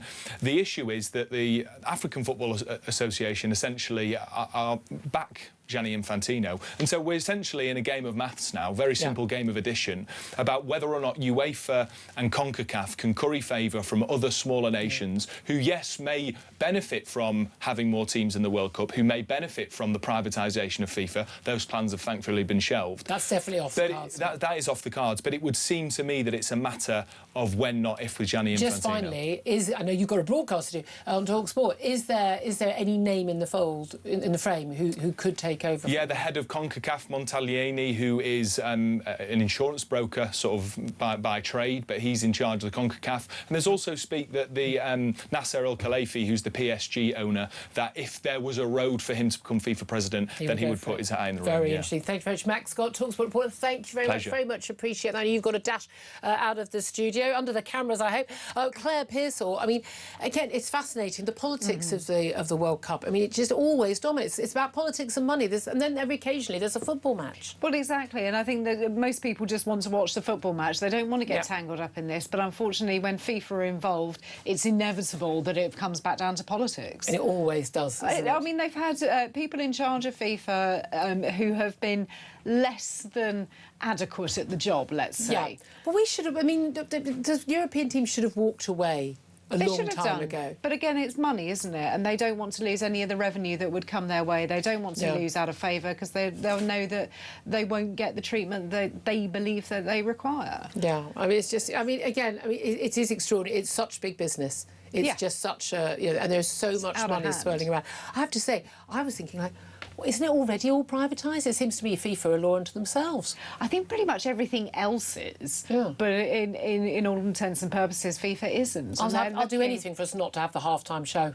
I mean, the hydration break and a half-time show need to leave our lives. That's Although, when you're a woman of a certain age, the hydration break turns out quite useful. Just saying. Just saying. But anyway, 12:57 this time. Delighted to say, I never get to see him otherwise, unless everyone's all shifting around during holidays. Mark Dolan's here. Afternoon, love. So good to see you. I quite enjoyed the half-time show. Nice to see Madonna still going. I mean, literally, opinion of one person in the world. Too right. Listen, what I've done... sarcasm? I'm actually quite busy today because normally, like your good self, I spend a lot of time preparing the show, but I've just been on Expedia booking a hotel room for Rupert and Nigel. I mean, seriously, this whole... as I was saying earlier, they're like 13-year-old girls. It's completely... So, well, Dave, I mean, it really is... He said, so anyway, so I said to Jane, and Jane said Jane, so she said, so Tabitha said, so Natasha said. I mean, it's genuinely embarrassing. Definitely, and it's a case of can't live with him, can't live without him. I think Nigel's looking at those polls and he's thinking that Restore is not helpful. He said a lot in that post on X, Nigel Farage, without saying too much at all. But I think without saying not an option. But I think if you want to have a deal with the Tories, and again, there won't be a deal before the election, but there could well be a pact afterwards. By the way, there's a choice between Green, Labour, and Lib Dem. Hello, but can you do a deal with the Tories at the same time as doing a deal with Restore? I think you potentially can, because I think Kemi has shifted the party to the right. ECHR, net zero, cuts to the welfare budget. They're sounding do you think that's a doable pretty thing? right-wing. No, I don't, because the Conservative Party is the Conservative Party.